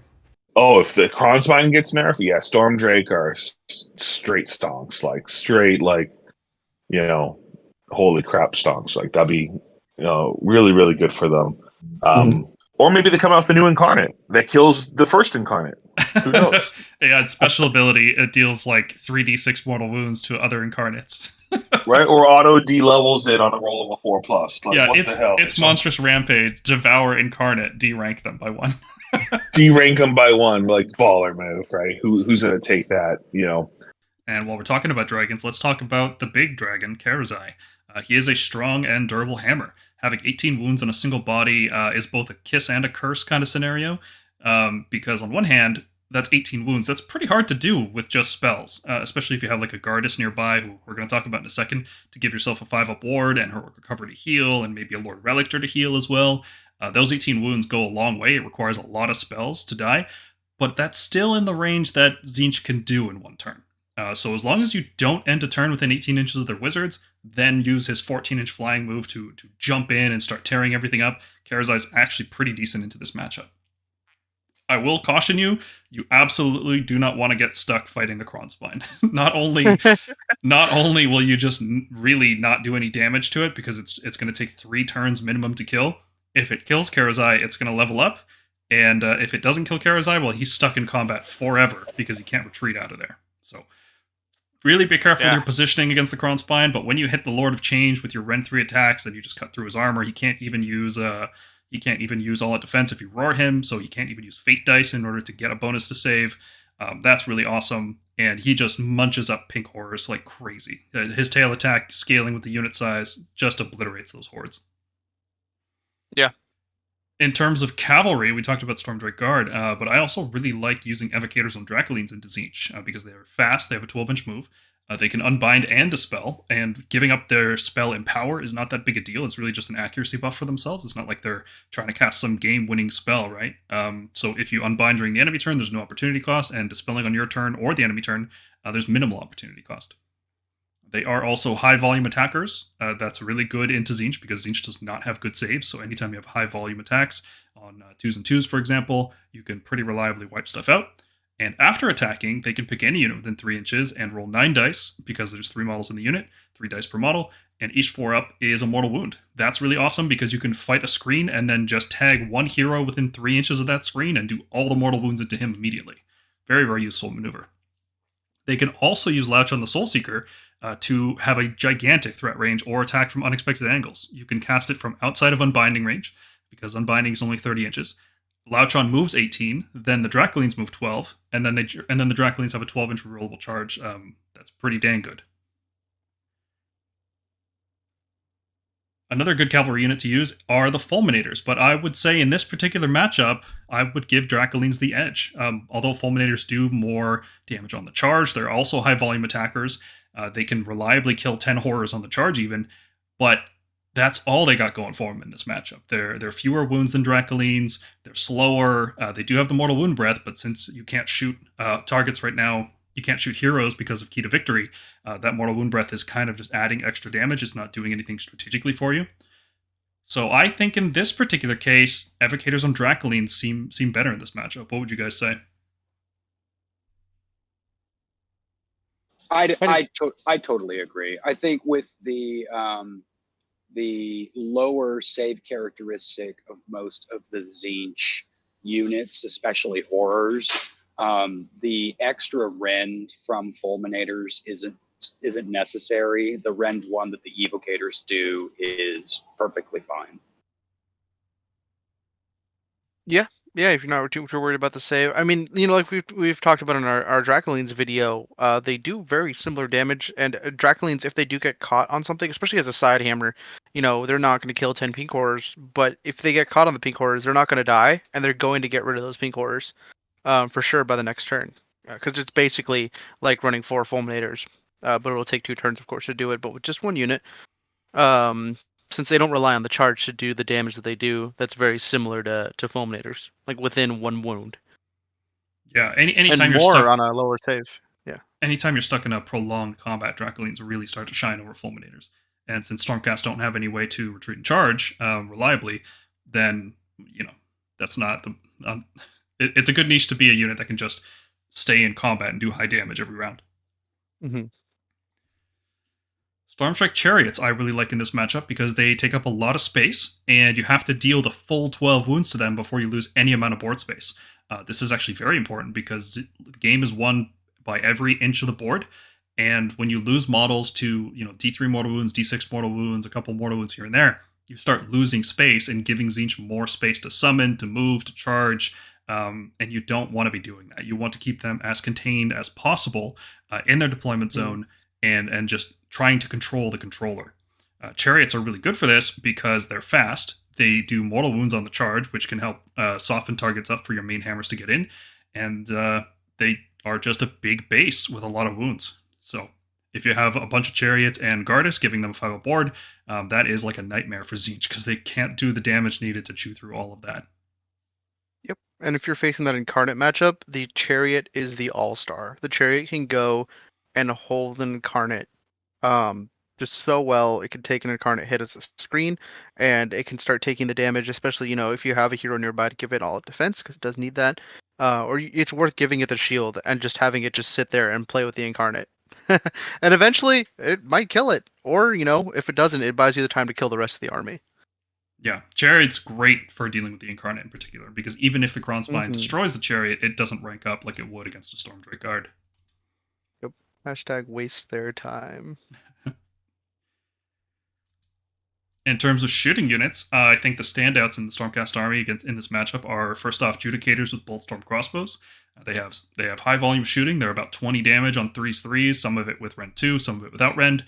But Rend in this matchup is not the most relevant thing. You're just looking for as much damage as possible. You're looking for a unit that can reliably wipe out that screen of 10 Arcanites, that can pump a whole bunch of damage into the Tzaangors, that can pump damage into the Krondspine. And Judicators are perfect for that. Now, the range is a bit of an issue. If you're in range to shoot something, 18 inches is that magic zone that we talked about where you really don't want to be in there against Tzeentch. So whatever you're shooting at, make sure it doesn't survive to cast spells at you again the next turn. Yeah, usually you can get around that by just being at 18 inches from, usually you're firing into like a screen, for example, with Judicators. Although they do a pretty good job of killing a Lord of Change just because of the lower base save. They do a really decent job as well. Usually they're clearing the way a lot of the time, as what I find myself using them for, but that's kind of a more dragon-focused list for sure. Mm-hmm. On the flip side, Vanguard Raptors with long strike crossbows have 30-inch range, which is ideal. In a Sharpshooters Battalion, they are the perfect unit to take out wizard heroes that are hiding behind screens with Key to Victory. And with Thunderbolt Volley, you can reliably kill 1 or even 2 of these support heroes every single turn on your turn with just 3 Vanguard Raptors. If you bring 6, if you bring, for example, 2 units of 3, some Aether Wings to give you +1 hit, you translocate them around to get in range, you can just reliably snipe out all the heroes. And anytime that you catch the Lord of Change without, Shield of Fate or Finest Hour or Mystic Shield or any of these defensive buffs, the long strikes can just reliably kill the Lord of Change as well. just make sure that he doesn't have a lot of 5s and 6s in his fate dice, because then he's just going to use them to auto pass against your Ren too. What I was going to say is, and you've got it in here with the very fragile spell portal being the way to reach them. In my experience playing against Tzeentch, which I will preface with, that was all under the old book. My long strikes never lasted more than a single turn on the table, because I would drop them, they'd get their shots off, and then the spells from Tzeentch would just cripple them. So it's always this real dangerous game of, do you get the double turn or not? And if not, the Raptors normally die. Well, the threat of the double turn is such a problem for Tzeentch. They will pretty much, if they're in the situation to allow it, they will force us to go first in a turn. That way we can never double. Because if Stormcast ever double, then we win. That's like against Tzeentch especially, I'd say. They're so fragile. Vanguard Raptors are really, really good. If you can keep them alive more than one round, you will probably win. So key units to bring along with Vanguard Raptors, I'd say something like, you got to snipe out the Ogroid Thaumaturge, because he's got the Arcane Sacrifice command trait to increase the range of his spells by 9 inches. That's a big threat to long strikes. And the other thing is to bring a Knight Incantor and automatically unbind the spell portal. Like, you want to even, predictably, you're going to be forced to go first, so maybe even you put your Knight Incantor in reserve, and then you drop him into play in range of every single one of his wizards, so that no matter who casts the spell portal, you will be able to unbind it guaranteed. And that way, your long strikes are protected for another turn, and you can get a whole other round of shooting. Tempestors are another good unit to use. They are very high volume shooting, kind of like crossbow adjudicators, not quite the same shooting output. If you look here, 2 of these models will do about 12 damage max on 3s, and then 2d3 on 4s with their lightning breath. But the difference here is that they are more wounds, they're faster, they're more durable, they got 3-up save, and they can charge into melee after shooting to deal some extra damage. This high damage output is really good for destroying screens and then jumping into combat to finish them off, or jumping in to kill a hero that was hiding behind them. These guys are pretty good to save stack on, because they have a 3-up save. You can give a Misc shield and possibly even all-out defense. If the Krondspine fails the roar, you can just charge in and finish it off while also taking minimal damage in return. Tempestors are an excellent unit to use. Their only downsides are that they are only a 12-inch range, which really limits what you can shoot, especially if you're teleporting them or dropping them into play from reserve.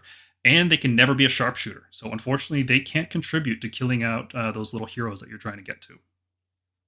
I will say, because I do play against Stormcast a lot, the only thing that is the only problem I seem to face is the shooters that are coming from the sky, and they drop down and they're able to shoot my key points and do sharpshooters. Right, that's a scary churn. But once they're down, if you weren't able to kill the key pieces and you don't have the auto dispels, it becomes very nervous for you when I'm able to do a lot of mortal wounds to things that are very strong in your list. And dragons are a huge, awesome part, but then of course you have, the Incarnate, right? Let's talk about some good support heroes to have in your army. First and foremost is obviously, the main man, Gardas Steelsoul. A 5-up ward aura, that's a 50% boost in effective health, which is very good against Tzeentch spells. As you guys heard from Kaleb earlier in the podcast, there's a fixed amount of wounds that he's looking to do, which is, most armies have about 100 wounds, 120 wounds. Gardas in your army is a 50% boost to that, effectively. So your 120 wound list can jump up to 180, and that is really, really hard for Tzeentch to deal with.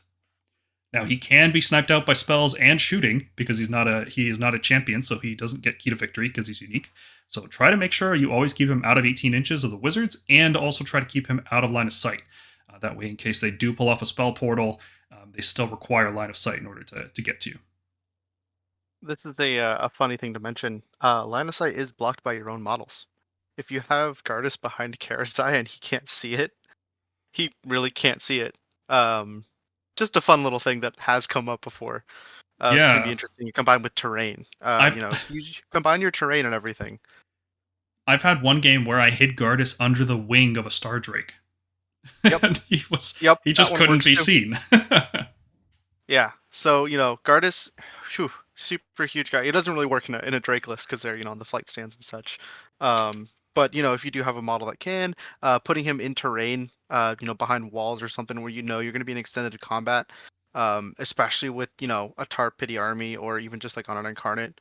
If you're going to be stuck for a while, you might as well make the angles work for you so that he can't snipe out Gardas, because it is going to be a make or break against the Tzeentch list. I'd say the other super key hero is the Knight Incantor. Voidstorm Scroll, once per game, unbinds a spell guaranteed. That spell could be the first cast from a Magister, which will deny the Krondspine combo, limiting its range. It could be the Spell Portal. It could be whatever Tzeentch's... it could be the Ogroid Thaumaturge's boosted spell, giving it extra range. It could just be a Shield of Fate if you're trying to be aggressive the next turn, making sure that the Lord of Change doesn't have a 5-up ward and you could just kill him.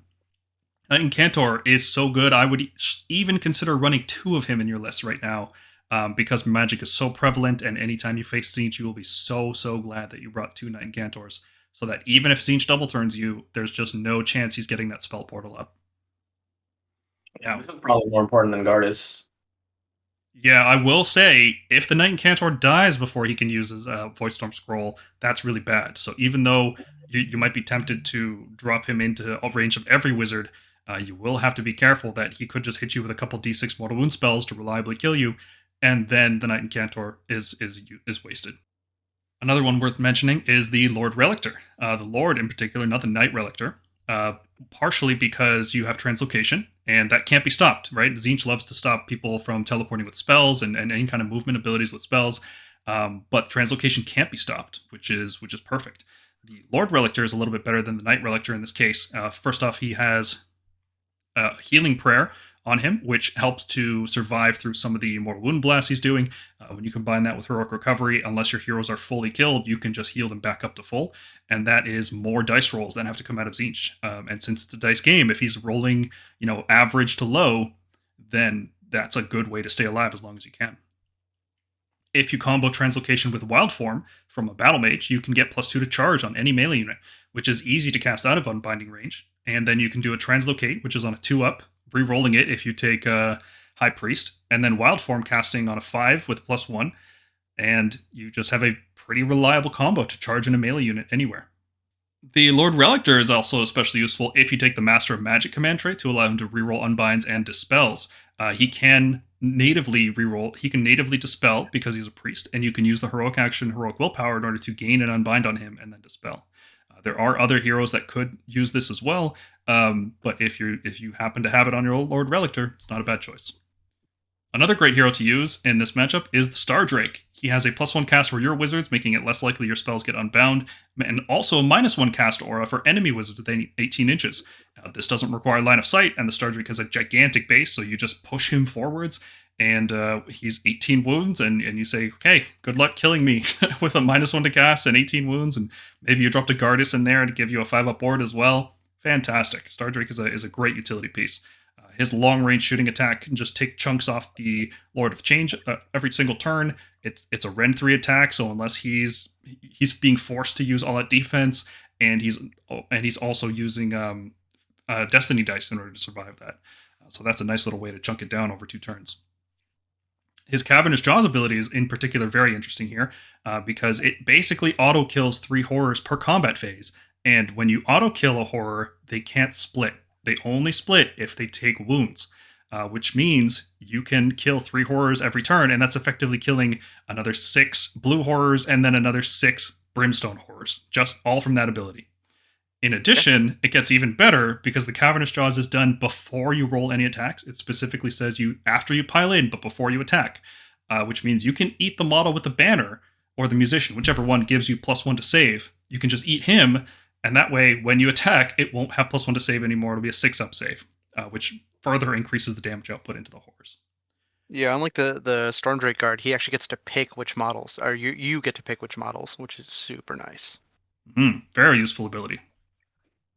We also have a Rune Lord from Cities of Sigmar. It is a very simple hero, 5 wounds, a little dwarf, but he has the ability to Unbind and Dispel, and he has +2 to Unbind and Dispel all the time. And that's a very useful thing to have in your back pocket. He's a tiny little base you can hide inside terrain very easily. But I will note that as per the FAQ, you cannot gain extra unbinds from giving him the Arcane Tome or Heroic Willpower. Just Heroic Willpower? Yeah. Yeah. But I appreciate you taking the time to speak with me, and well, I appreciate you coming on. This has been very knowledgeable. I'm sure people will find this very useful because Tzeentch is a super hard army to play against, and I think this has been very helpful. Before you go, tell us about your store, man, because I've looked at some of your stuff and it is really cool. My Etsy, yeah. So I make tokens and trackers and score sheets and measuring sticks and custom stuff. For players, by players, and things that I personally find helpful for me to participate at the higher end of the echelon of tournament plays is just by making sure that I have the right tools in my arsenal. So my store is on Etsy. It's called DorkDomGaming. You can see my score sheets either by looking up DorkDomGaming, or you can just type into Etsy and type in AOS trackers, and you'll see my my white acrylic score sheets that are either two versions. The score sheets are either a full sheet that has the battle tactics included on it, which I don't really recommend because Games Workshop's always upgrading their battle tactics. Even though I do like the big version, you're kind of wasting your money if you're constantly having to repurchase a whole new set. The one that I like a lot for people is the modular system, to where the score sheet is separate from the battle tactics and separate from the battle tome. And then I'm able to custom make stuff. Like I have an order to do a blood tithe and also a blood tithe tracker with a summoning tracker on the medium size acrylic. And I have some people reaching out to me for, the Slaanesh trackers and all these other different things that I'm a custom make and add to my store. So if you're interested in picking up any types of score tracking, I have that for you. I also make tokens for terrain. Now, I will tell you, these are probably the best thing for games, actual terrain tokens. Each one of my tokens that I make are 3 inches by 1 inch, so they're dual purpose. And you can even add felt to the bottom of them for a little bit of professionalism. But terrain tokens are huge for making sure you get the mystical terrain, to making sure you get the arcane terrain, to making sure you get like the damn terrain, especially on models in which have a lot of wounds, like you said, zombies or anything of that nature, just to get the +1 to hit before you start moving.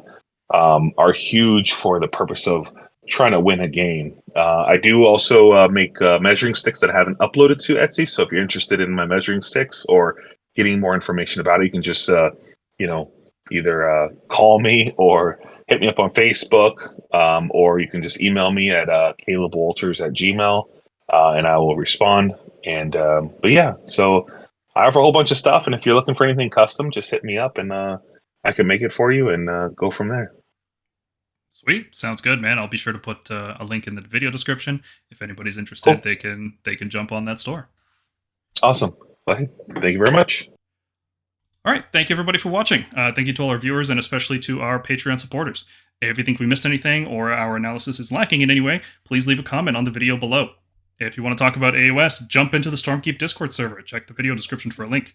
We talk about battle reports, we post models, we do community contests like painting contests and sometimes list building contests. Consider supporting the gang by becoming a member on YouTube or joining us on patreon.com/thestormkeep. You can get access to our videos a couple days early. You can get access to all the slides we use in all of our presentations, a private list workshop, and more. Coming up next on the podcast, we have a quick review for Battletome Kharadron Overlords. We figured the quick format is working pretty well with that Slaanesh video. We've gotten some good feedback on it, so we're going to try it again with Kharadron Overlords. We have a full review. We're talking 5+ hours for Blades of Khorne. We have a full review for OCR Bone Reapers because our guy Mergonk here is big on Bone Reapers, so we want to do a full detailed review on them. And then we're planning a full review on Seraphon because apparently we are all going to buy into Seraphon when it comes out. Stormkeep to Starkeep. Yeah. I mean, there's only 2 factions in Azir, so yeah, it makes sense. The natural transition, yes. Yeah, it's like they raised my dragons. We're really the Azir Keep. We're not even Stormkeep. So it's like what whatever represents that realm properly. Praise Sigmar. Yeah. All right, everybody. Thank you very much for watching, and we will see you in the next one. See you guys. See ya.